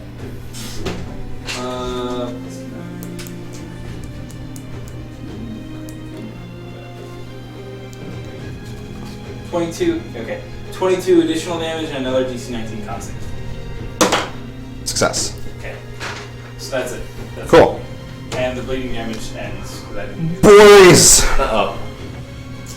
Alright. 5 attacks. And you get +5 on them still. You have inspiration Oh, for and you have one an of them. inspiration die. I'll inspire on the first one because if that crit fails, that sucks. Yeah. Crit. Yay! That's better. Go inspiration. 1. I gave Boris a passive that said that if he somehow dropped Shivram, he could just like teleport it back to his Instant, hand. yeah, reaction. Second hit. Oops. Third one's a hit. Fourth one's a crit. Fifth one's a hit. Okay. 2 crits. Boris, why don't you describe for us Your killing blow. killing blow? With Oh. unparalleled speed, he wields this massive blade and just cuts through not Rajaat Oh before you can even tell what happens, and he's just standing there, and the blade's like smoking, and he's just like, and then I don't know how he dies, but no! Well, his body is utterly destroyed. But his heart is this strange metal thing. And you try and use your powers, your weapons, your might against it. and none of you can manage to smash it. None of you are able to put it to rest. But more pressingly, the Dust Kraken threatens to awaken. And even combining the force of your magic, you're not able to put it back to rest. Certainly not able to destroy it. Not as you are. What are we to do about this? But it is determined. I'll just go ahead and. By our powers combined. I'm just gonna go ahead and cut scene. I think the rest of it, Okay. particularly because it's late. Sure. But it's determined that someone has to finish the transformation. Someone has to have the power necessary to put the Kraken to rest and to keep Rajaat, if not destroyed, imprisoned for the rest of time. And Dragoth is, of course. But it is clear to everyone that Boreas is further along. That Boreas is far and away the strongest. I mean, did you just see that shit? He built a building below. Yeah. You get to anyway, Boris. He gets the loot. Oh. Last hit. With everyone's combined power, his transformation is completed. And sure enough, as Kalak had prophesied, when the dragon is born, he is a raging force of destruction that rampages across the rest of the land. And the force of the Dust Kraken, its primordial elements awakening, and the defiling power of a rampaging dragon transforms the blue seas into the silt. And each of you return to your cities, to whatever law and justice you care to mete out. And we'll pick up next week. Good game! Good game. Good work, everyone. GG. Yeah, that was cool. I hope, So Marcus was the good guy. Marvin. Marvin was the good guy. He was just trying to make the world the way it was before it all got screwed The up. Dust Kraken. Uh, He But made us all into world-destroying slayers of races. he liked genocide. halflings. He liked halflings. He liked halflings. I don't know if their fate would have turned out all that well if you'd gotten this plan. I mean, the track record wasn't looking so good. I mean, he got most of his plan, and things are pretty screwed up, and it's just prolonging it. He was going to give it back to the halflings. So I understand why Cassia thinks that Marvin was a great guy, returning the world to the halflings Yeah. and the Pyrene, but I think everyone else might disagree a little bit. Just a little. I wonder if she can resurrect him again. He literally ended the world. Yeah, I know. Remember when you were like, Yeah. humans, always Yeah. ruining the world. So- we were like, literally halflings. No. I have one quick question before we go. Yeah. Was there someone designated to hunt the humans? No. No. It's Okay. the elimination of the magical races. But there was halflings and humans then. No. The humans were going to be wiped out because the world was going to end. if the champions are evidence of anything, it's that humans do a plenty good job destroying themselves, given the opportunity. So basically... See, it's prop up social commentary. Yeah, prop up the ones that just will fall apart on their own, have them destroy everything else, have the halflings hide over here, and then the Pyrene can come back. Good game, everyone. Thank you guys so much. I'm gonna You'll be back in your own flesh husks next week, Oh, I love my flesh. so you can look forward to that. And yeah, I'm looking forward to it. I hope everyone enjoyed the unique mechanics this week. We played the Quiet Year this week. We sort of adapted its rules a little bit. It's a great little game. You can get it at buriedwithoutceremony.com. There's a lot of other great independent games there. I recommend checking it out. We'll see you on Thursday for some more Sherlock Holmes. I think we're going to wrap up the Whitechapel mysteries. Maybe, hopefully, fingers crossed. We'll see.